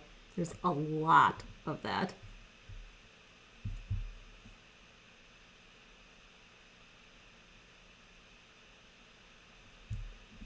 Well, we know that her dad and stepmom were around. We don't know like full details, but they were there. But once again, they didn't have custody of Megan. Megan was in foster care. So I'm wondering if her mom may be in jail right now. Or maybe she's not alive.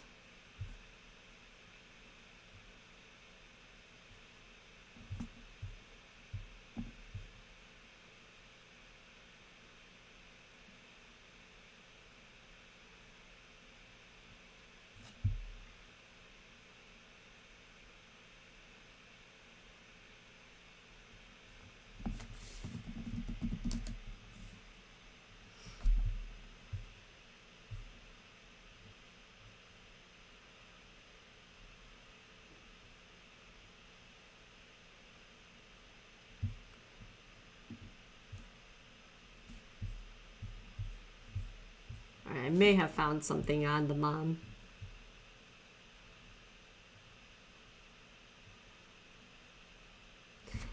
Interesting. The mother and grandmother of Evelyn were both arrested. They were put in the jail at the same time.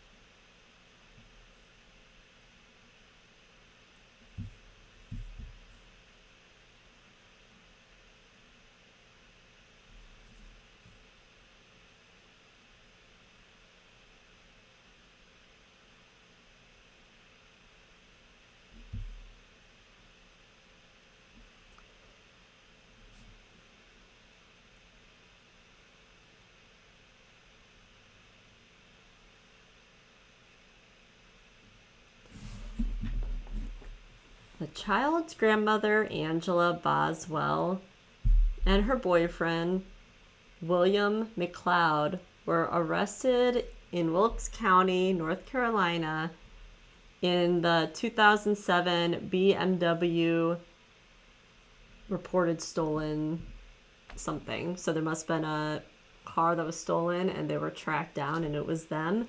Wow. Way to be an example as a mom and a grandma.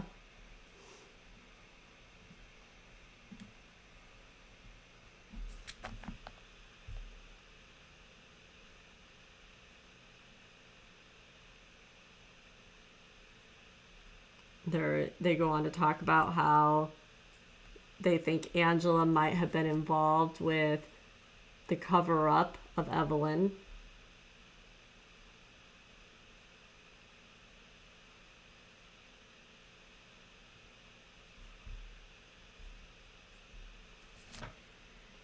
And they're coming back. I'll have to do more research on that once this starts and see if the mom is still, or grandma is still in jail, or if they let her go.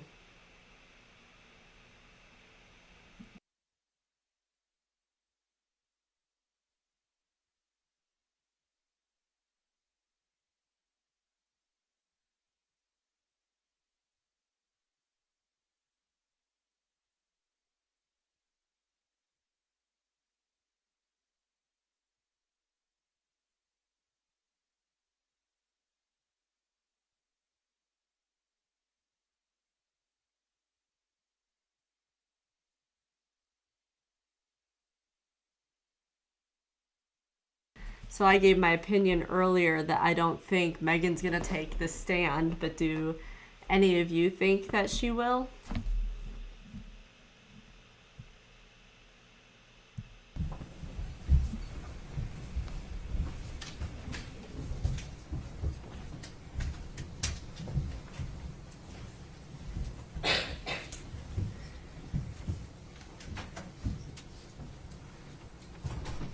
You may be seated. Thank you. Right next one. This day we'll call Erica Stacy.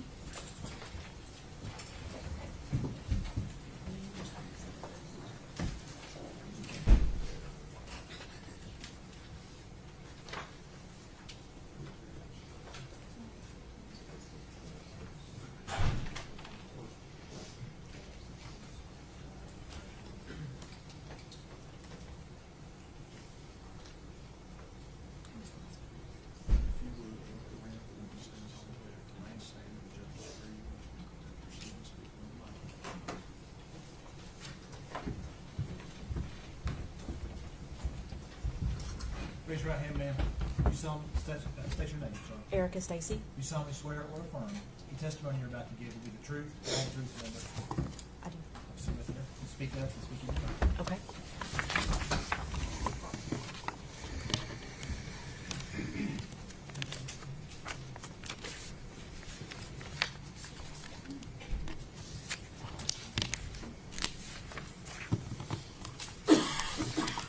You ready?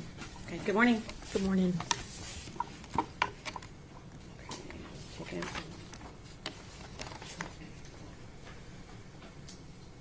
out. Okay. And your name is spelled Erica Yes, ma'am. Stacy. Is that correct? Yes, ma'am.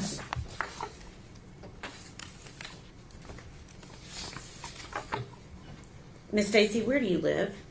Kingsport, Tennessee. Okay. And do you know the defendant, Megan Boswell? I do. How do you know her? She dated my son, Caleb. Okay. And do you remember when they dated? It was spring of 2019. Okay. Do you know how long they dated? 2 or 3 months. Okay. And during that time, did you get a chance to meet Evelyn? I did. Okay. Can you recall how many times you met Evelyn, like in person, face to face?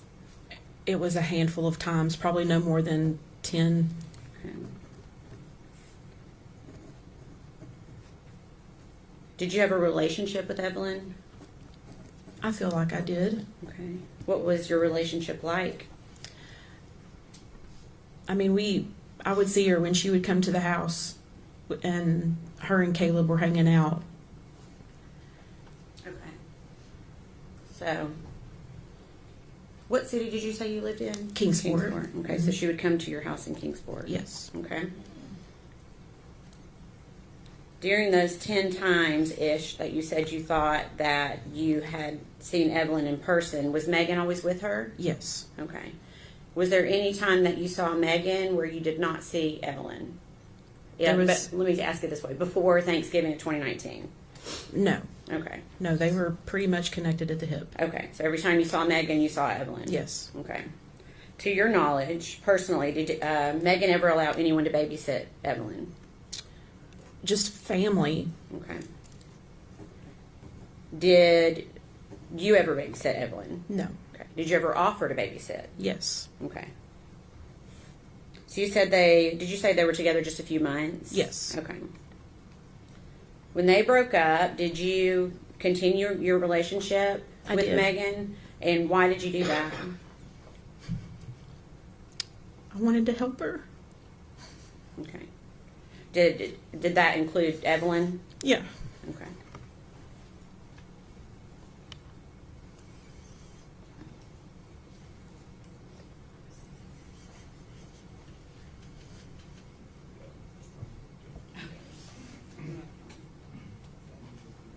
Okay. Okay. Why? Okay.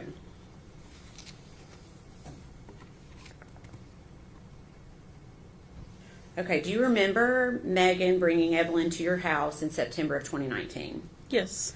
And do you remember why they came by that day? I was putting decals on Maggie's car. Okay. And just so the jury understands, you occasionally make things on like a machine? Yes, on a Cricut. Okay. So you'd make like vinyl stickers? It was like a Chevy decal. We were covering her Chevy emblems. Okay. And was Evelyn with her that day? Yes, that was the deal, that I wouldn't charge her for the decals if she brought Evie with her. Okay. And so you just said Evie. Is that what you would call That's what we Evelyn? called her, yeah. Okay. And did you ever see Evelyn again after that date? Not that I remember. Okay. September 2019. Do you remember seeing Megan again in November of 2019? Yes. And do you remember why you saw her then? I made Evelyn birthday shirts Okay. and a gift for her Okay. birthday. Okay. And was that something you also did on your Cricut machine? Yes. Okay. Were you aware of when Evelyn's birthday was? It was November 21st, I believe. Okay. So this would have been for her first birthday? Yeah. Okay. And did you meet up with Megan to get those things to her? I think she come by the house to pick them up. Okay. Did she have Evelyn with her that day? No. Okay.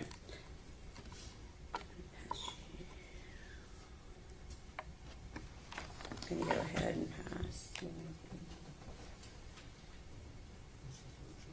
Okay. Can we approach?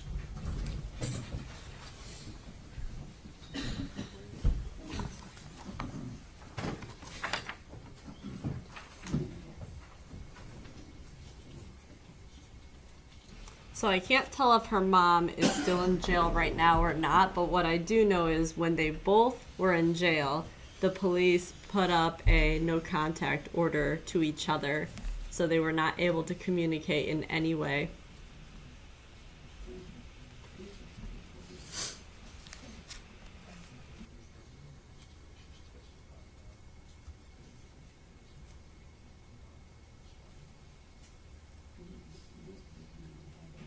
And her being arrested for stealing a car, it said aggravated. She had evidently physically hurt or attacked somebody before stealing the car.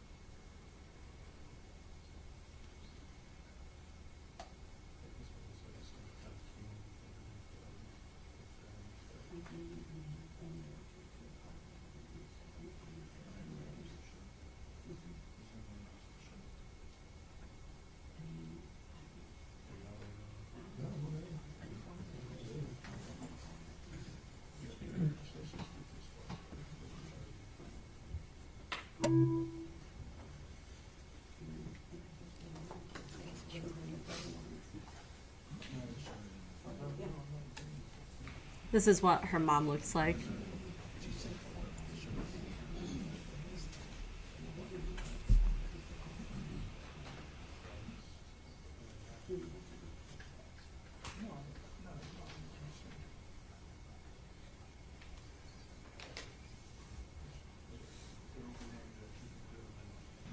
I hate these camera angles. This is like what happened with the Sarah Boone trial. It's just enough to see a little part of her face, but that's it.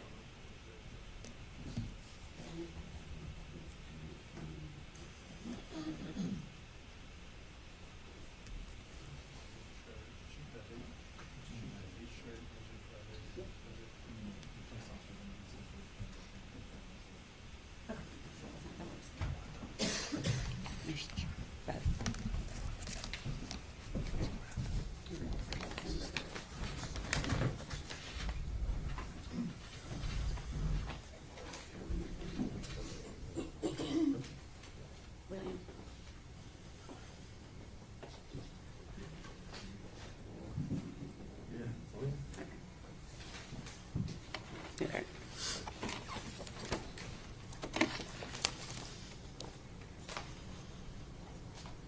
Are there gloves up there, Miss Stacy? Yes. Okay, if you don't mind, grab a pair of gloves. Okay.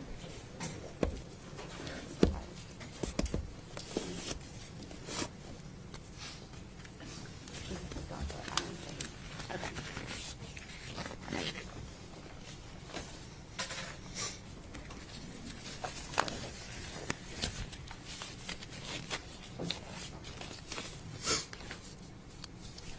Okay, I'm going to pass up what has been labeled as piece of evidence that was Okay. in evidence with Sullivan County, okay? Okay. And the reason you need to wear the gloves essentially is to, well, there may be something, will the scissors work okay? Just be very careful when you cut the top of the package, just cut it across straight if you can, like we Cut open across an right envelope. up here? Yes. Okay. And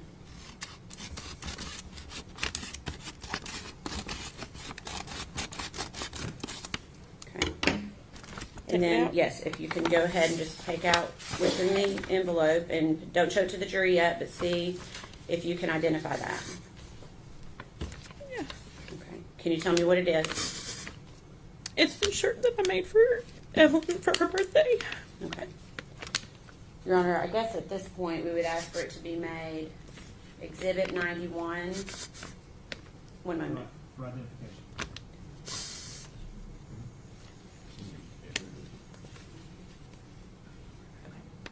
For identification only. Okay. Maybe if you could place it back inside the envelope for me.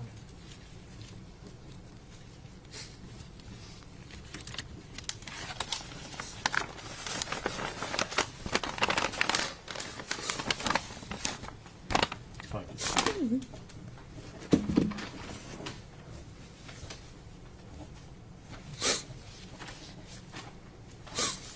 Erica, because of the rules, the way the rules are laid out, we can't yet show that.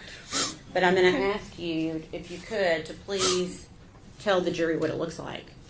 It was a blue long sleeve shirt that had the yellow baby shark on it. That was her favorite one. Okay. And did you put anything personalized on it for? It just talked about it being her first year, her 1 year birthday. Okay. Okay. And you personalized that for? I did. You had put that I on did. to the. Okay. Yeah. Okay. All right. I'm going to pass you again. We're going to do the same thing. This is the last one. Okay. Okay.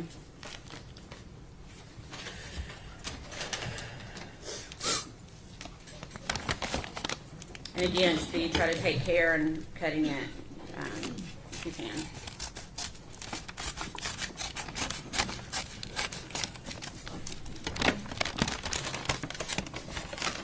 Pull it all the way out.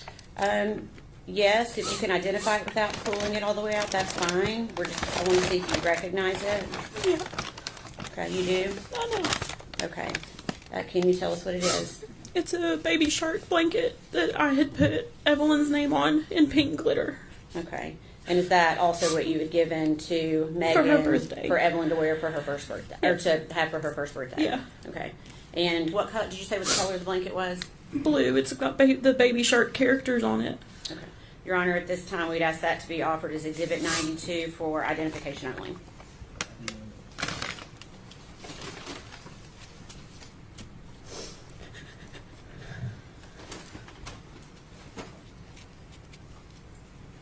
So those two items, are those the two items that you gave to Megan before Evelyn's first birthday? Yes. And what was the purpose of those items? This shirt was to be worn for her birthday party that I was told was being planned. Okay. And then the blanket was the gift. The blanket was the gift. Okay, gotcha. Okay.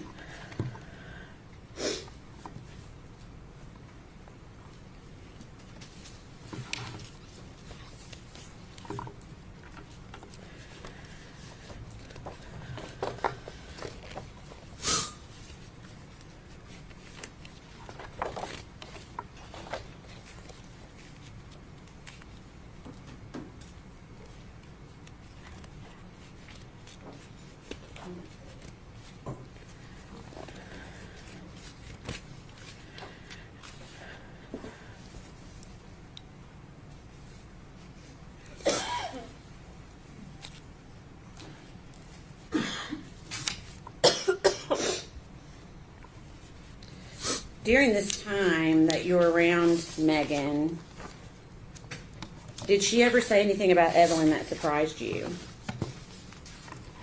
She would always say that Evelyn was mean as crap. Okay. And is that the word she used, crap?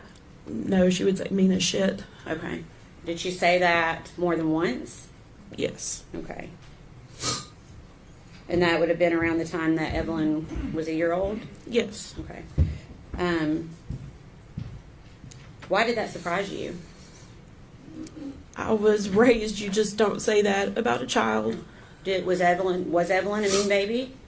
Not that I ever saw. Okay. What type of baby was Evelyn? Very happy, very smiley. Okay. And you recall trying to reach out to Megan to continue to try to see Evelyn again? Yes. Okay. And would Megan respond to you? She did for a little bit, and then there was a time that she didn't respond. Okay.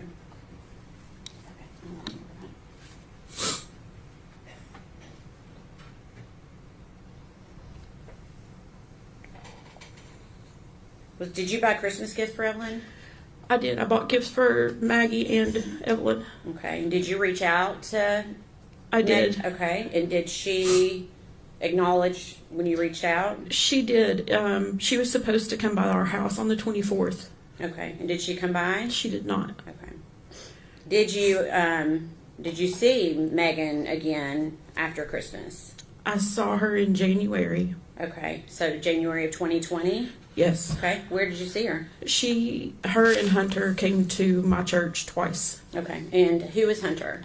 Hunter was her boyfriend at the time. Okay. So she came to your church twice. Were both of those times in January? Yes. Okay. Did she have Evelyn with her either of those times? No. Did you find it strange that Evelyn was not with her? Yes. Why? Because anytime I saw Maggie, for the most part, Evie was on her hip. Okay. Did you ask Megan where Evelyn was each Yes. time you saw her in January? Yes. And what did she tell you? She told me she was with her father, Okay. And did you know what his name was? Ethan. Okay. Do you remember when you saw them at church asking Megan what Evelyn thought about Hunter, Megan's new boyfriend? Yes. What did she say? That they had not been around each other. Okay. Did you ask that question both times that you saw her? Yes. And what did she say? That they hadn't been around each other. Okay. When you saw Megan at church those two times, did she ever seem to be upset about Evelyn not being around? No. Can you describe her demeanor? She seemed happy. Okay. Did she ever verbally express worry for Evelyn or her safety? No. Okay. Did she give you any indication that anything was even wrong with Evelyn? No. Okay. At some point, did you learn that Evelyn had been reported as a missing child? Well, yes. They detectives just showed up at our house. Okay. Wanting to know where I was, and I was on my way to Knoxville taking my daughter to an appointment. Okay. And is that how you learned that Yes. Evelyn was missing? Okay. Mhm. So not from Megan. No. Okay. So during the time that Evelyn's missing, did you see Megan Boswell again? I did. Okay. And do you remember where you saw her? I picked her up at the Walmart in Bristol. Okay. Do you remember what month that was? I do not. Okay. I want to February maybe. Okay. And why were you picking her up at Walmart in Bristol? She said she didn't have anywhere to go. Okay. And I thought maybe she would talk to me if it was just me and her. Okay. Because you felt like you had that kind of relationship? I did. Okay. What was your purpose in talking to her that night? To see if she could tell me where Evie was, who had her. Okay. And are you doing this while you're driving Yes. with her? Okay. What, and I'm assuming you asked her those questions I did. when you got in the car. What was her response to you about where Evelyn was? She didn't know. Okay.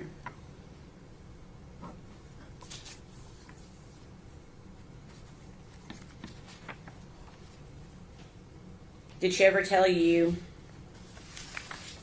did she mention Ethan? Because she told you about Ethan before. Did she mention Ethan that day? It was that Ethan had her. Ethan had quit answering her calls, her text, wouldn't answer the door. Okay. What was her demeanor in the car that night? Emotionless. Okay.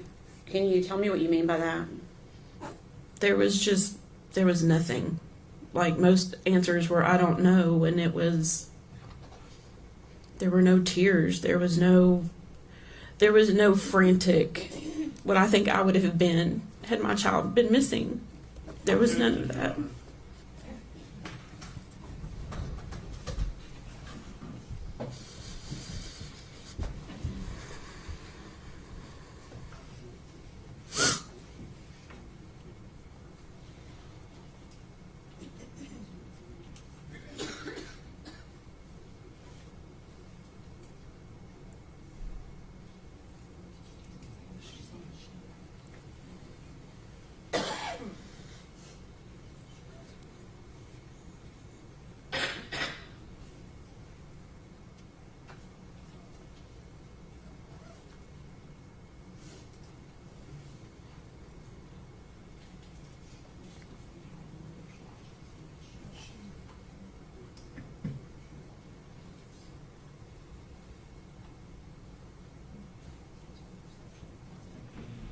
They've been doing a lot of sidebars so far today, which this does happen. Sometimes judges will say automatically just come over here so they don't have to worry about other people overhearing.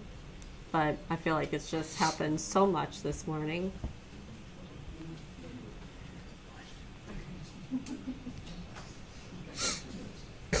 Overruled.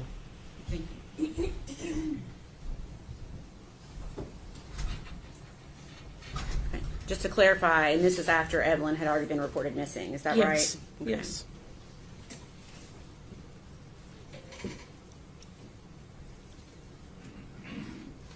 During the time that you knew Megan, do you feel like you got to know her fairly well?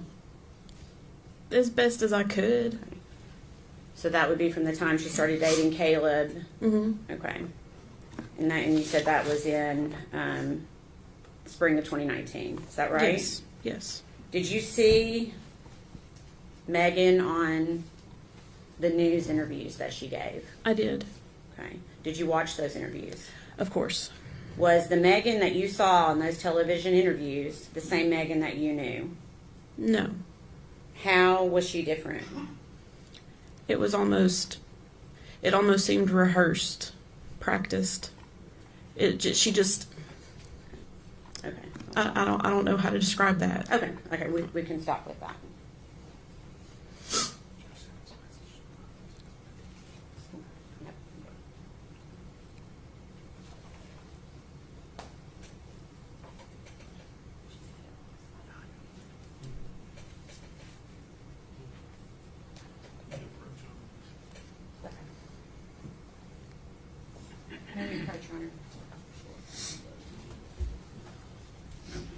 I'm looking for those news interview that they just talked about. If I can find it, we'll watch it on the next break.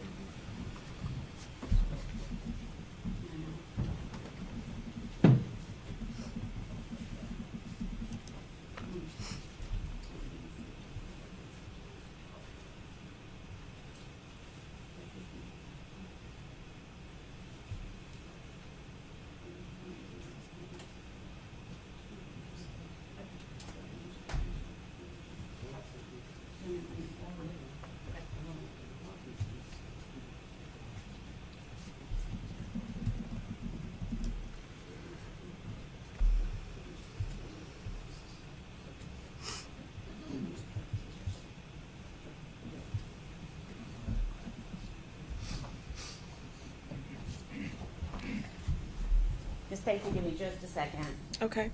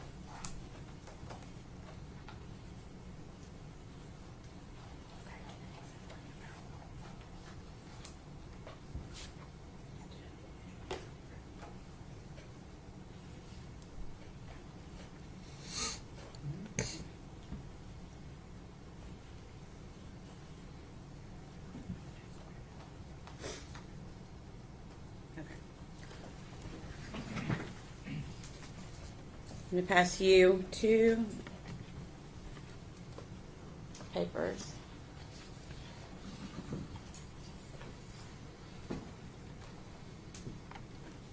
And ask if you recognize them. I do. Okay. What is it? It's messages between myself and Maggie. Okay. For what date? January 8th, 2020. Okay. Is that a fair and accurate representation of your conversation with her on that date? Yes. Okay. Your Honor, we'd ask that be made exhibit number 93. Any objection? No, sir. Be full exhibit 93.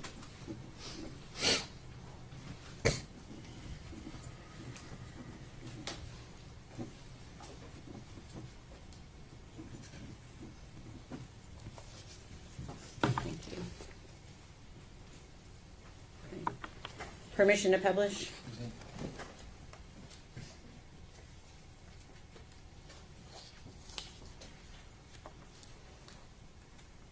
Okay. First one.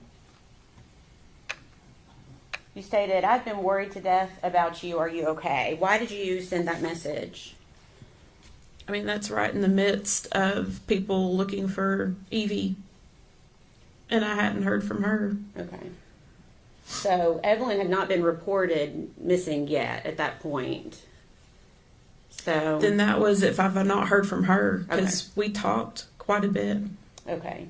And then you asked her, did you and Evelyn have a good Christmas? And what did she say in response to you? She says we did. Did we read all of that? Actually, that's not verbatim. One moment, Your Honor. She said we did, but we know that by that point that Evelyn was already dead. We approach.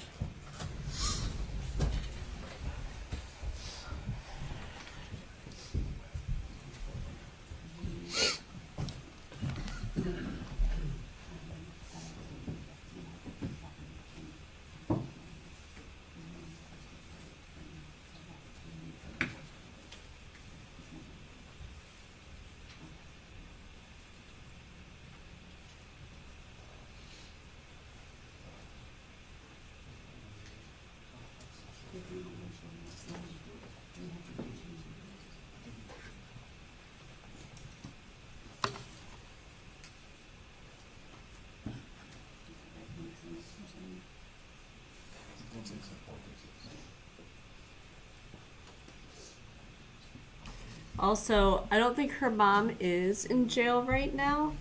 After doing a little bit more reading and learning that Megan had said that the mom took the baby and then gave the baby away, evidently her mom has a big drug problem, and Megan thought that it would sound plausible that the mom took the baby and did who knows what, but that is not true.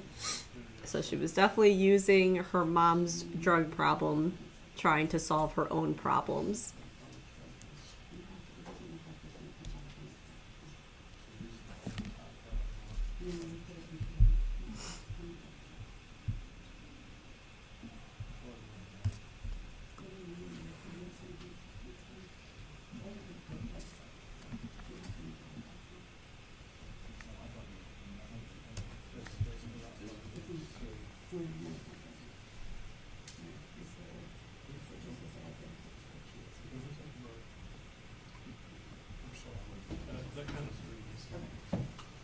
Ladies and gentlemen, I'm gonna have you go with the officer.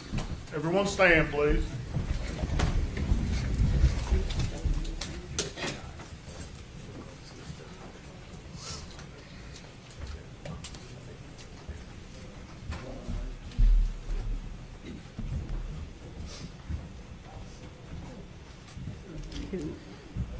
He's sending them out. I didn't hear why.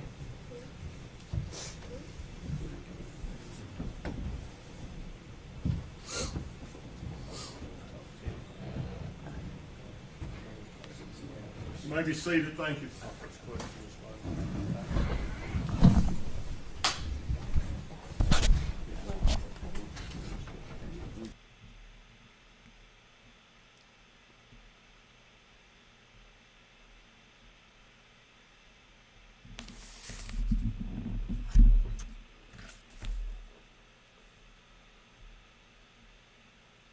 Evidently yesterday, the day ended on the attorneys having a legal issue, and they definitely seem to be dealing with either another one or the same issue.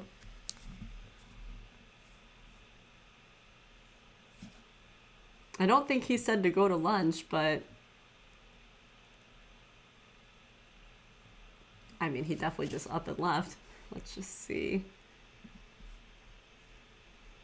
In the meantime, I'm going to show you Megan's inmate information.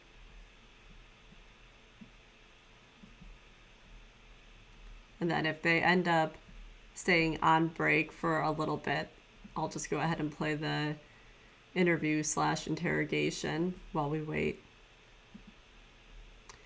Okay. Let me make this a little smaller.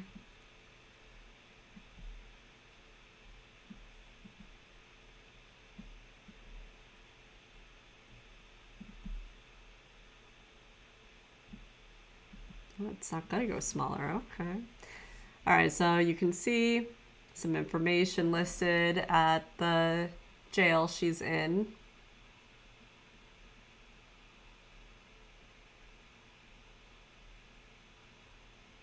And then this is her mugshot.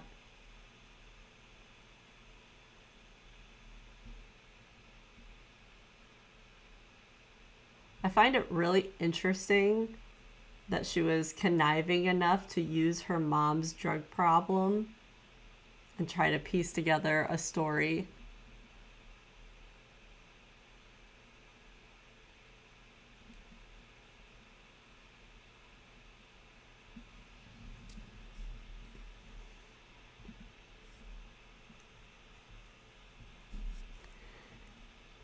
Okay, I'm gonna go ahead and play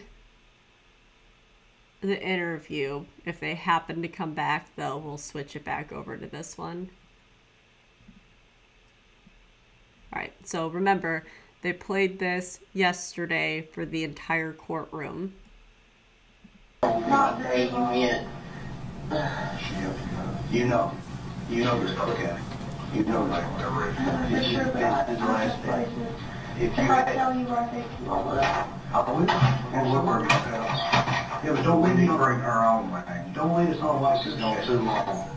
Okay? This is for your baby. This is to give her the proper attention. Where's she at? There's only two places I can think of where she would be. Where's she He at? said they put her somewhere close to, I think she's somewhere at Dad's or at his house. At his house? Maybe somewhere like, you know, that like the dog store. I think she's either there or she's somewhere at Dad's. So she's somewhere close. Underneath the dock at Hunter's. I don't know if she's underneath there. I'm just, Is that what you're trying to tell me? I'm not putting words in your mouth. that is just my theory. She has to be No, more like no, I don't want to. We're not looking at theories, honey. You need to bring her home. he said that she was somewhere close to the only two places I can think that he would take her. You were honest with you. Okay, but you know this part. I don't know for sure. I'm trying to help you all. I swear I am at this point in time. This is the ending. Okay? Let's bring her home. Let's bring her home. There's a bunch of places I think that he would even have time to take her. It was not very long. Well, regardless of time, there has to be a reason that you would know that. Okay? Because that He said is she was somewhere close. in that time. There's only X amount of places she could be. Okay? But you're specifically narrowing down those two places. Right? You know that. She was somewhere close. Help me with this, Megan. When he took her out with the driver, how was she dressed? You know that picture I have of her? She said her old penguin suit. She's in the penguin suit. She was wrapped up in her blanket. She was wrapped up in Did you give her to him? picked her up You picked her up. Where was she? on the bed. I held her for hours because I didn't want to let her go. And that's okay. We need to bring her home. Okay? We need to bring her home today. Just tell us where we can go get her. I don't know for sure. I told you, or I think she's at. Okay, hold on. You held her for hours. Yeah. She was in what? How was she dressed? You know that picture of me and her were sitting outside the trailer and she was Yes. smiling and she had that little purple thing on. Yes. So she was sitting And she was wrapped up in a blanket. like a dark colored blanket. A big fleece blanket. And he took her from you? Where did he put her? What car was he driving? I read the car. The red car? Did he put her in the trunk? I don't know. I didn't go out Did there. you go outside with him? No. What time of day was it? It was close to the dark. Was it close to dark or was it It was dark? close to the dark. What day was it? I don't know what day it was for sure, to be honest with you. So, how long was he gone? Less than an hour. Was it 15 minutes or 30 minutes or 45 minutes? Maybe like 45. And he kept saying she's somewhere close, Papa. Did he ever take you back to where it was? Between then and now? And this was in December, early December. Was it after you started working at the It was chicken? after summer. How long after? Not too long. You started on Monday, right? Right? Was it Tuesday? No, it was a Wednesday? week or two after. It was a week or two after. Closer to 2 weeks. So about December 10th. What do you remember about that day? Did you wake up or what happened? I don't know. I rolled over on her. I don't think I did. I think he did it. It was an accident. So he was sleeping in bed with you? Was the three of y'all together? In the bed? In between us. Okay. I should have put her just on my side. I slept with her almost every night of her life before that, and I never once rolled over on her. But when you woke up, she wasn't breathing. Is that what you're telling us? Her head was like buried in her pillow. She wasn't breathing. Okay. So, there. So you tell him, hey, I was panicking. He was like, well, you can't call anyone. We're both going to go why to can't you jail. call someone Because he said we were both going to go to jail if he didn't care of it. for her just rolling over, or you rolling over on him or on her? I don't think I rolled over on her though. I don't know if he did an accident or what. Like I said, I slept with her like her whole life before that. With her up against me right next to me. I never rolled over on her. We need to bring her home, honey. You need that peace. Mom needs that peace. Everybody needs that peace. We need that peace. Help us bring her home. You're the only one that I knows. told you all the only places I know he could have went. Where? Name it. My dad's in his house. When you say your dad's, where are you talking about your dad? I'm Bloody Creek. Because he wouldn't have taken her inside the house and said, hey, Tommy. Well, I don't know. I just never was Why alive. would he take her back to Tommy's? He said he was going to take her somewhere close. See, I don't think he would have taken her to Tommy's. That's too much of a risk. Why would he do that? I don't know. What if your dad would have caught him? I don't think she went there. Look, can you all just please check and then We're check going to check everything? everywhere we believe she may be. Okay. But again, we need to understand where she's at. I don't know for sure where she's at. When you say for sure, I just have guesses and I've told you two what they are. and why has Hunter never spoke to you about this? I don't want to When know. he came back, what did he say? I'm putting her somewhere close. Did he say how he put her? No, I Did he didn't throw want her in to the know. trash can? Did he throw her in the lake? Did he bury her? I didn't want to know. What did he say? Just that she was somewhere close and not to worry about it.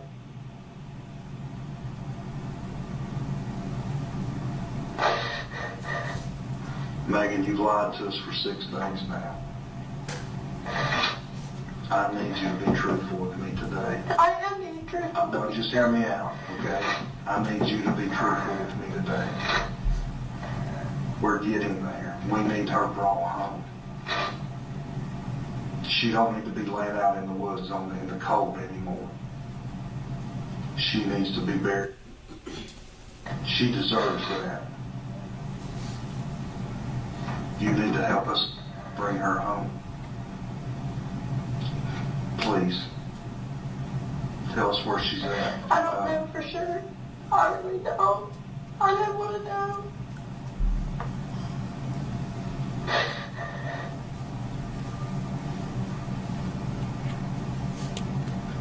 I think you do, Maggie. I think you're scared to tell us.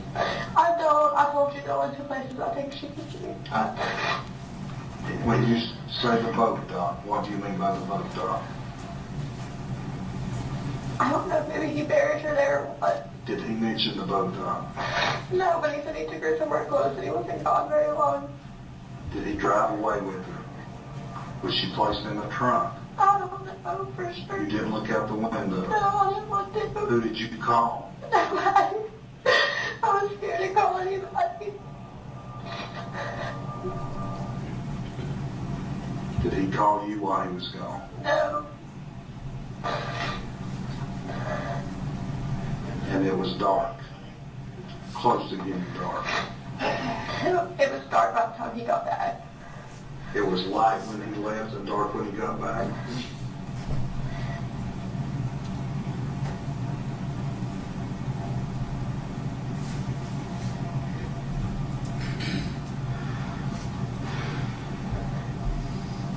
We need to bring her home.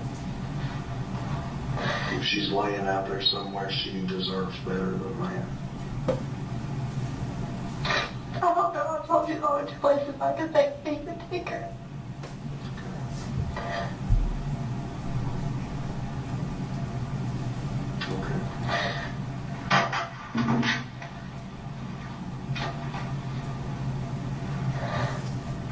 What are you all going to tell my dad when you go to search his property?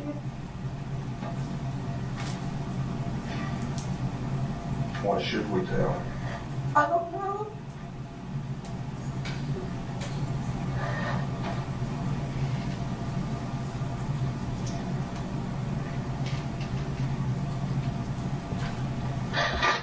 Is she buried on that property? I don't know if she is or she isn't. I really don't know. There's a village places I know that he had time to go to and think Did about. Hunter take a shovel? No. Did he take a trash bag? Did he carry her around in that blanket, a box, or a box? Jumping in the I box? stayed in the bedroom. I just had her wrapped up in a dark colored blanket. How big was this blanket? It was like a normal size, like fleece blanket. So when you say wrapped her up, you describe that to me. Like, you know, you swaddle a baby. Okay. So did you leave her face exposed? So it sounds stupid, but it would be cold, so I wrapped her up in a blanket. So she was, the whole body was wrapped up. Except for You know how you swaddle a Place was baby? open. You know how you swaddle a baby? Mhm. So I didn't want her to be cold. We don't want her to be cold anyway. She's still out there, and I need to bring her home. And you can help us with that part. There's only 2 places I'm trying to go look for it. I need that. So Hunter's dock, underneath Hunter's dock. Or just around the dog. Okay? No, thank you if he did take her to his house. He's not stupid enough to, you know, I mean, put her somewhere inside the house. He dad owns property right next to that place, too. How long did you hold her? For a long time. All day? I didn't want to let her go. How did you know she was there? Because she wasn't breathing. Her eyes were open. Her eyes were open. She wasn't breathing.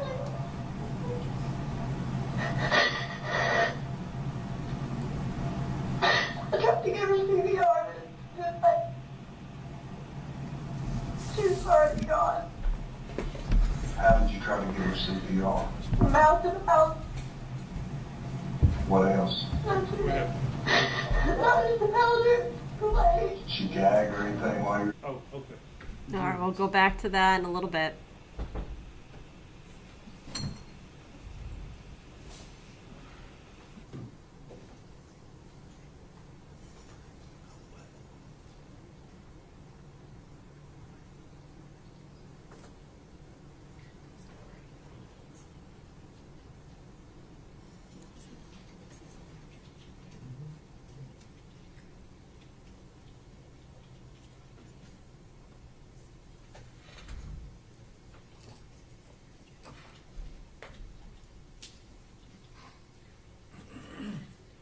While we're waiting, if you didn't hear this part from the other day, you know, there she is trying to say, well, maybe we accidentally rolled on her when we were sleeping.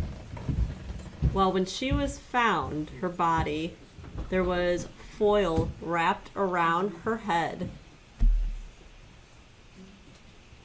and then a blanket was wrapped on the outside of that. So clearly she didn't just accidentally have something like that happen. They Judge, actually... It appears what has happened, we have been admitting what I believe to be screenshots, what I think the court believed to be screenshots of text messages, which were ultimately a created document that were taken from a cell phone dump. We have, I don't know how many exhibits of that. Notice that on the last one, that exhibit, it came in admittedly without objection because I thought it was a screenshot of the cell phone dump. Or a screen, not of the dump itself, but of a screen. Hence screenshot. When the last exhibit was published to the jury, it contained a note that Mr. Horn noticed in light of our objection that contained a note made by the district attorney's office. It's already been up on the screen and published to the jury. I have concern now that all of these documents, and I have concern that there could be other errors that we haven't caught. At this point, I'm going to move the court for a mistrial.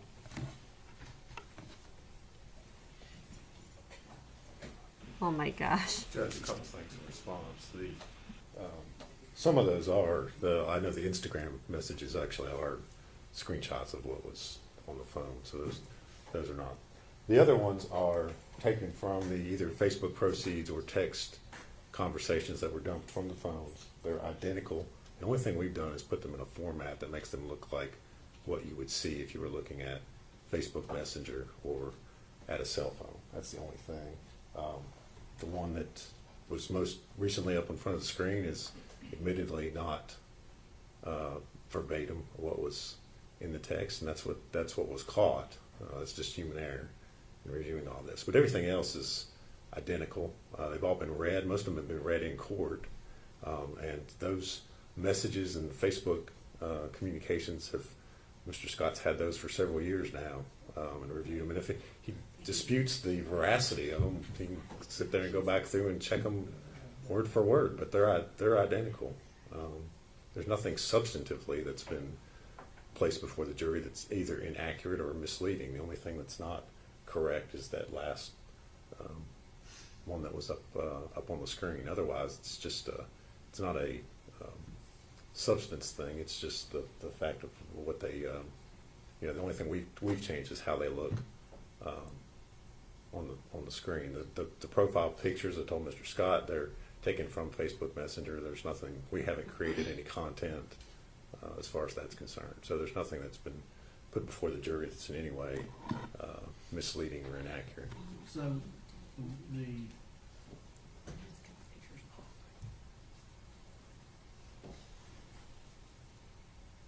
raw data was from the cell phone. Correct, from the forensic extraction, yes. Correct.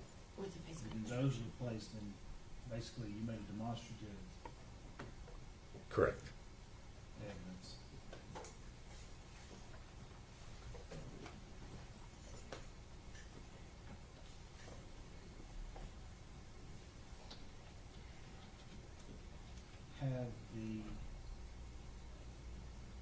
Has the raw data been provided in discovery? Oh yes, Judge. That's been provided. They've had that for years. And the demonstrative. That was made available. Mr. Scott wanted. We had him and his investigators at our office several weeks ago. They wanted to look at it. We didn't specifically identify which things we were using, and as the trial's going on, some we've used and some we haven't used. So, but yes, they've been available. Judge, I was not aware of that. We did meet with Mr. Harper and Ms. Massingill. They were very kind to have us up there, but you have to understand, we talked over generally what data we had. I don't remember talking over this demonstrative data. We do have the cell phone extraction. And as these are coming in, the way they look to me, I'm not raising a big stink at it at the time because it looks like screenshots. Picture's worth 1,000 words. And so we see this last one come in. But as far as someone sending me the demonstrative data and saying, we're going to use this or we have this, no. That's my understanding. Now, in everyone's defense, these files are huge. I can't tell you that I can say chapter and verse, which is in every folder, and I doubt they can either. But at the same time, I find myself now in a position where we're in the middle of the trial.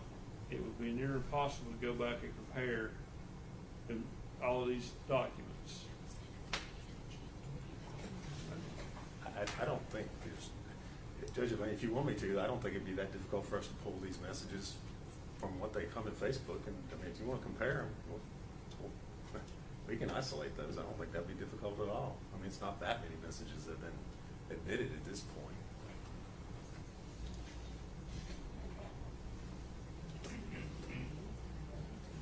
Well,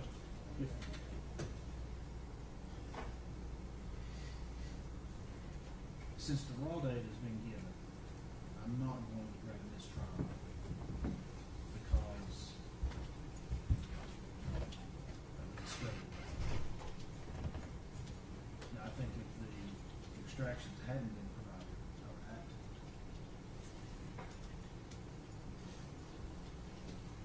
The other question would be, do I need to declare a mistrial because the one inaccurate demonstrative aid was placed up on the monitor? And I will note that part of that message was not read to the jury.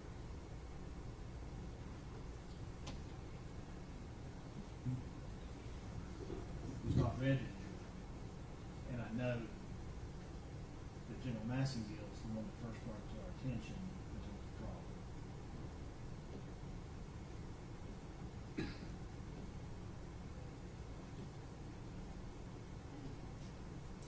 So I'm not going to order a mistrial at this time for that. I will give a curative instruction that if any of the jurors read that last bubble for the few seconds it was up there,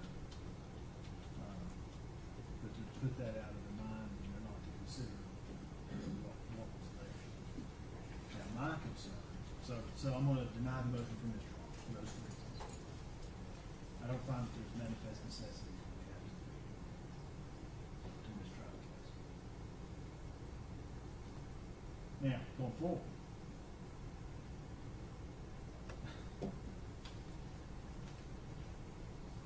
Well, I guess going forward, I'll just take any objections as they come.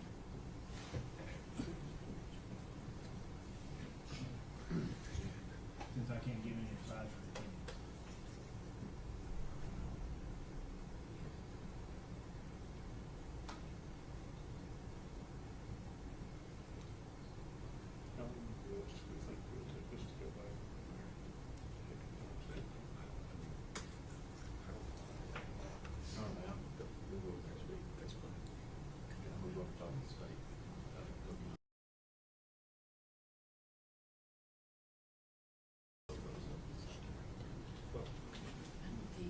I just don't want you to go talk to me.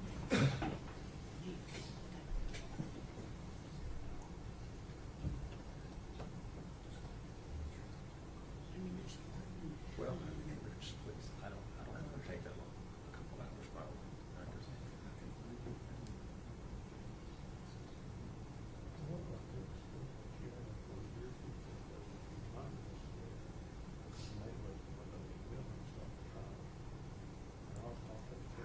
Yeah. I'll be fine.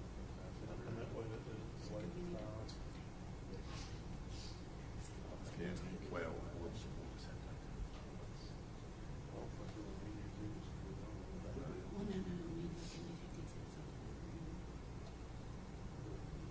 The judge could instruct if we don't buy agreements, take it to the other jury room or something like that. I think that's fine. I think that's fine. I don't know. And then from there forward, we identify if these are demonstrative. If they are demonstrative, some of them may not be. Some of them might be extreme. That's fine. Yeah. That's fine. Is that agree? I'm fine. Who we approach? Yeah. Who we approach?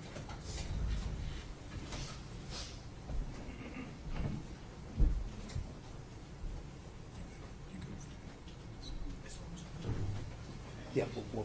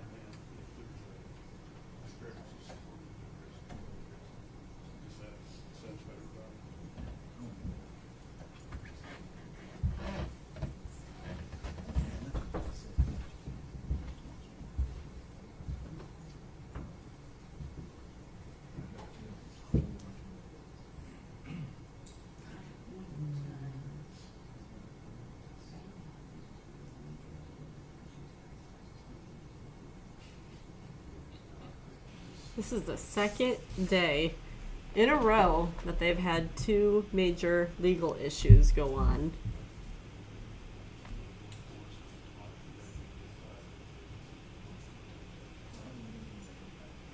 And I'm glad that the judge was saying he wouldn't declare a mistrial. But I think if this issue is something that happens again, he might have to seriously consider it.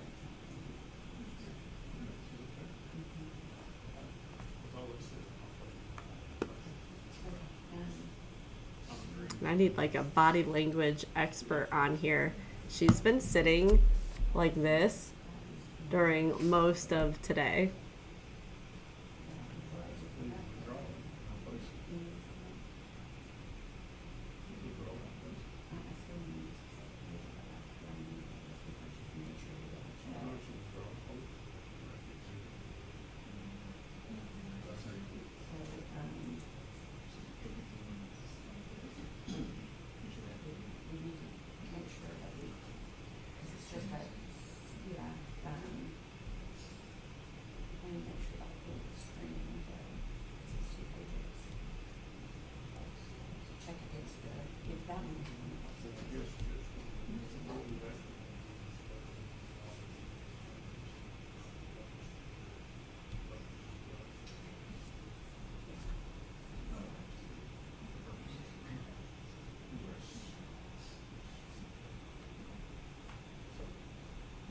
Well, while we wait, I'll show you guys a couple of pictures I was gonna show you later.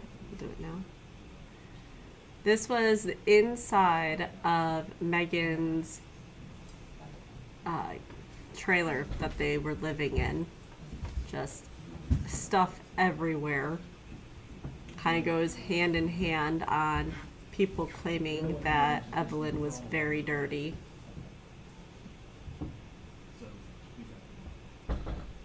And once again, still part of her trailer.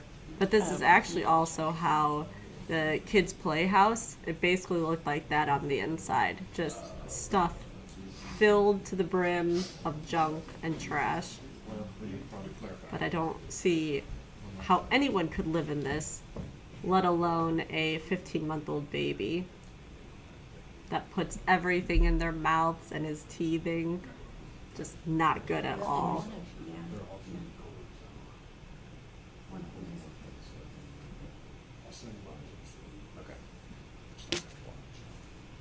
So let them start that at 1 o'clock. Now, you need to go through them over lunch, pull out. You don't need to take them off, just pull out the screenshot. Yeah.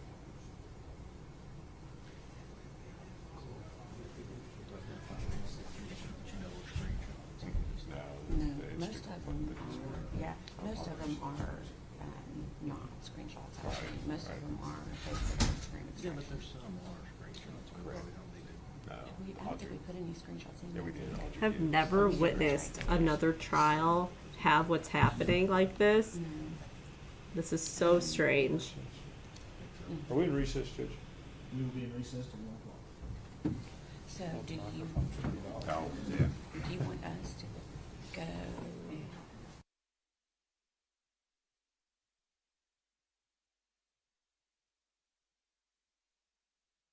All right, we will go back over here then.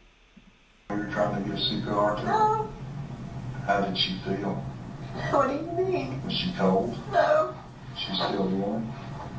What about the color? She was Was she blue? No, not really. What did she look like? Just like her. As the day went on, she got colder, and that's when I put her in the blanket, so I didn't want her to cold.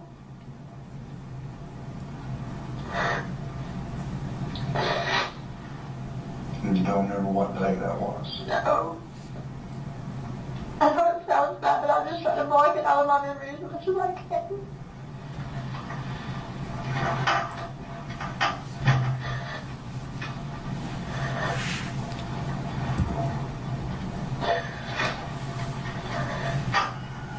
Where would you look at your dad? I don't know, it has a lot of property back through there. Back behind his house?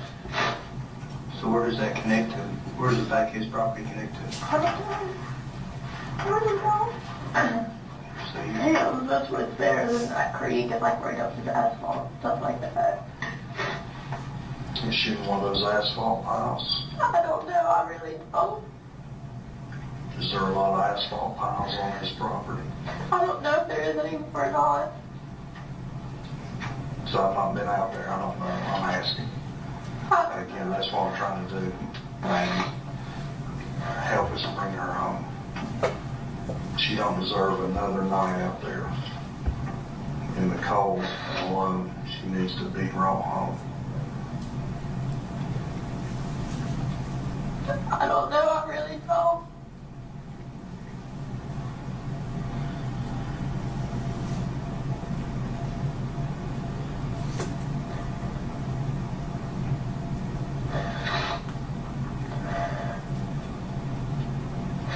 I don't know if he took her in the trash can or not. When he came back, it was gone. I didn't want to ask. Your trash can and the trailer was gone. I didn't want to ask. Was there a dumpster anywhere that close? I don't know. You have to look. No, to where you, when you lived there. What did you normally do with your trash? Took it to the road and then the trash can. So you said took the trash can, the inside trash can, the outside trash On the can? inside. Just when you kept in the kitchen? I don't know if he took it with him or not. I didn't want to know. You said you sit there and looked at her. Yeah. When you woke up and she wasn't breathing, you tried to give her CPR. What did her eyes were open? Were they bloodshot? No. Were there any bruising around her eyes? No. She just looked like she always did, just like she was at peace asleep. No, her eyes were open. Her eyes were open. Not bloodshot or bruised. Not really, no. Because I can't help but think that's probably a lasting image that you think about Evelyn. So you know her bloodshot eyes were bloodshot, or not, or black, and you're not saying they were. No. Okay, but they were just open. I didn't want to let her go. She wasn't cold, and when she started getting cold, I thought that to blanket her out there, so I didn't want her to be cold.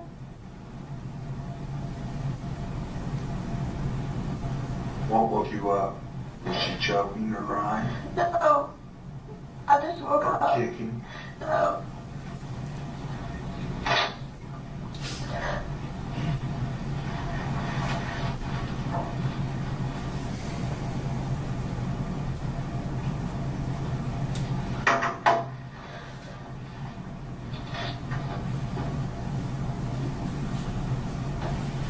If we talk to Hunter, what will he tell us?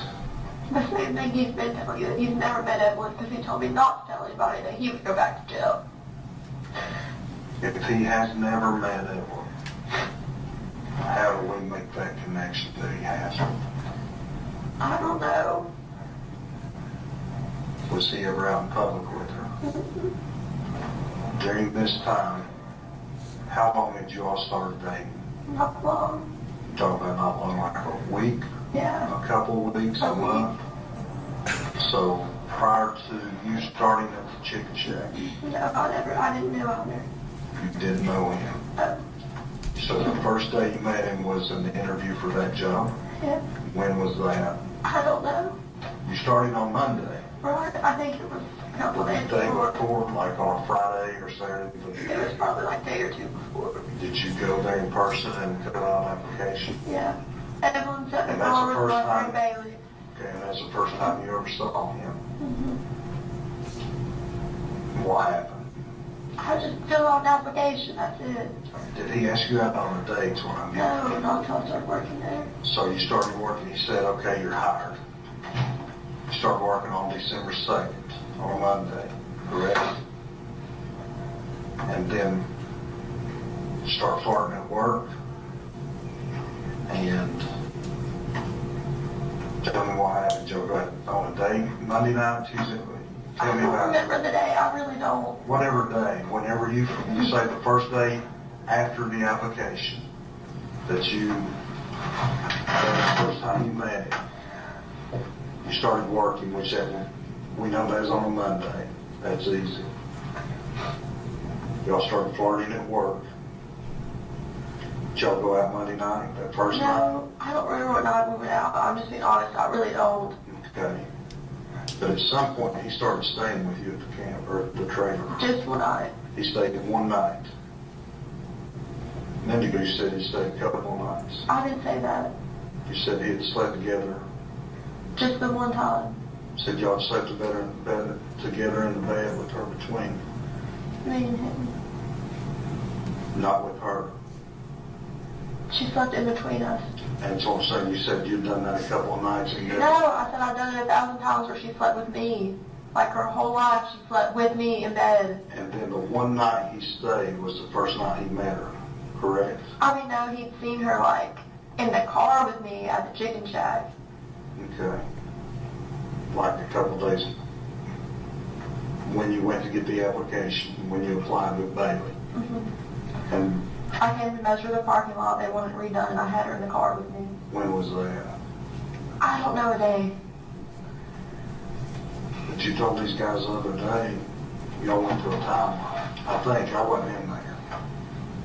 But y'all went through a timeline. I don't remember what day I measured the parking lot. I really don't. The day they opened, I came back to the drive-thru after I left, and she was in the car with me too. In the back seat, her car seat. The pink and gray one you all have.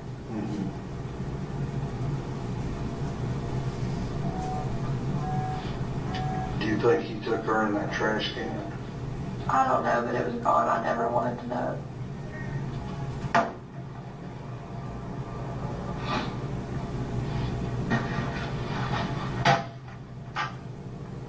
And that's the only two places. I don't know where else it's close. I think my dad owns those storage units across from the trailer.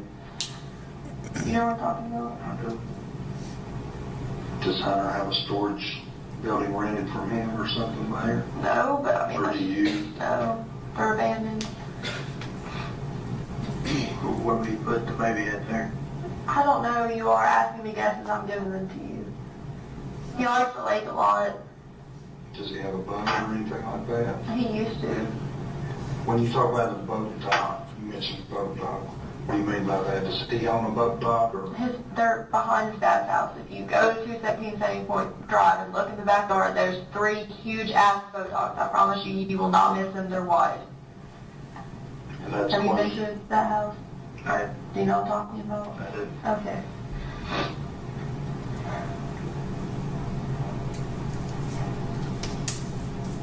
But of those 3 huge ones that you have, which, I don't know. where would you think?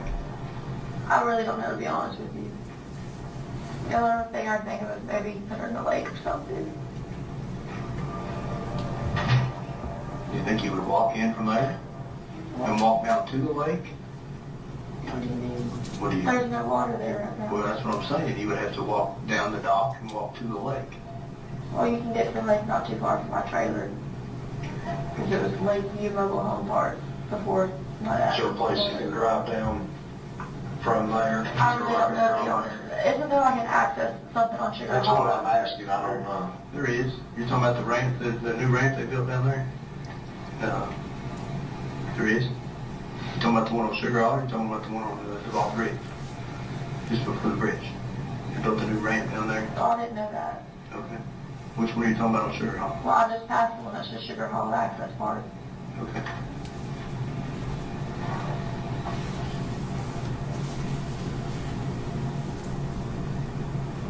Thank you for letting me talk to my mom. You're welcome. Let us put this baby in red. Okay? You come off of that part. Alright, we talked. This is, Those are the only places I know for you all to go look, I swear. you're positive. Positive. Because, listen, Those are the only places you can so get there. you're telling me all these other stories that you've told. All those before, those are lies. But this is the truth. This is the God's honest truth. Okay, that timeline, all the dates that you gave, all that stuff prior, all that stuff was made up. And you want, why do you want to come clean now? What benefit do you have? I don't, but you talk to me. To be honest with me. Is it for me or is it for your baby? For my baby, but you're the one who were like, hey, like, it's been going on long enough, you know what I'm saying? And it's time to put an end to it. You have no idea. I told you the only places I think you could have went in that short time frame.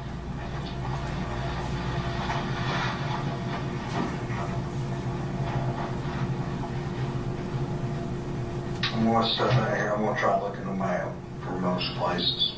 Can you bring me a map and I'll try to mark on it where I think? You need anything? All right, I'm gonna grab a chair. Here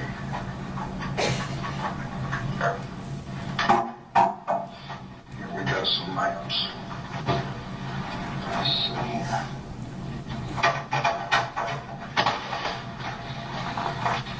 We got that one.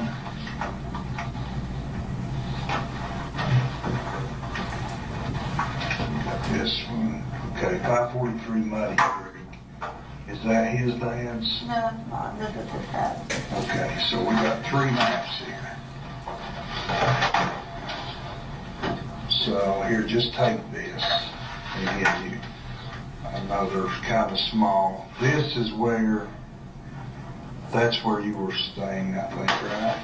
That's the Yeah, tra- this is Boswell Road. Okay, this is Sandy Point Street. Yeah. This is Muddy Creek Road. And this is where your trailer was, right? Is that right there? Well, where's the access park on Sugar Hole Road? So, Is this it right here? You got Sugar Hollow, and then you should have the Ball Bridge here. Maybe Sugar Hole Road's away. Okay, so right across from here, there's like a storage building, like going back up towards that, whatchamacallit. but you said those are empty, right? Or, It's and on like, those, I don't know. okay. I thought my dad might have gone to the trailer. You just mark wherever you think, like I said, you'd mentioned that he had just a limited amount of time. Well, those are the only two places I can name on this map. Okay, but did you just mark where?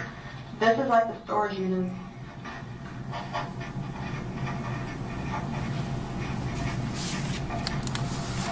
And is that the boat dock? That's an access park on Sugar Where's Hole. his dad's house? Is that here? Yeah. Well, I don't know anywhere else except for there and Muddy Creek. Okay, well, just mark that, mark what that is, boat docks, put your lakes down. Is his, So I just put Randy's house. yeah, that's fine.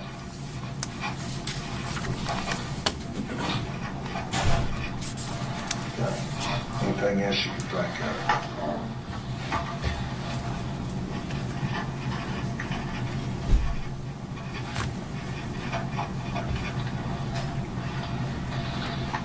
And if you don't care, just mark, I don't think storage. I think from what you're telling me, if she's in one of these two places, so just write what she was wearing, if you don't care. And that's just whatever, what'd you say her clothing was? Was it her little jumpsuit, purple fleece? And a sleeper, was she wrapped up in a blanket?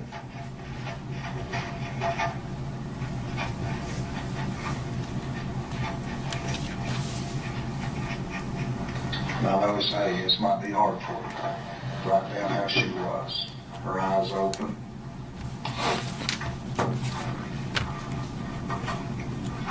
Just like she was sleeping, right? No bloodshot, but they were open. She was warm. And all the color was there. She wasn't blue or gray or anything like that, right? Okay. All right. And that would have been 1st of December. Okay, is that right? Like the first week? Second week, probably. Second week. And that's December. Anything else? So, they are going to be on lunch until 1 o'clock. That's what they've decided. So here we are waiting. I'm going to leave it up. Want to go over a few things. There is a chance that Preston Hunter Wood will be taking the stand. As we were listening to her interrogation, she says that he took the baby and left and didn't give her any details of where he put the body. And we would then later find out that one of them, but really him or her, because he's not in prison right now for this, but the baby was found in the playhouse, which is at her dad's property. So I think it's interesting though that, you know, Preston was not arrested. There's nothing with that, and he may be testifying against her.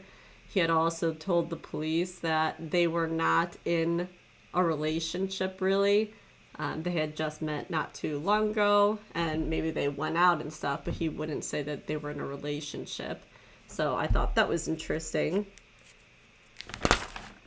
I know we talked about earlier, but if you weren't on with me this morning, they are not seeking the death penalty. They want to do life in prison, but they took that away, which I find surprising. Usually for the states that do still offer the death penalty, they have to decide whether the case should if it warrants to go that high. And I would think so in this case, if if she was the one who did it and her 15-month-old died because of it, then you would think they would have left that on the table. But they didn't, and that's their own call. So far, she's tried to blame her mom.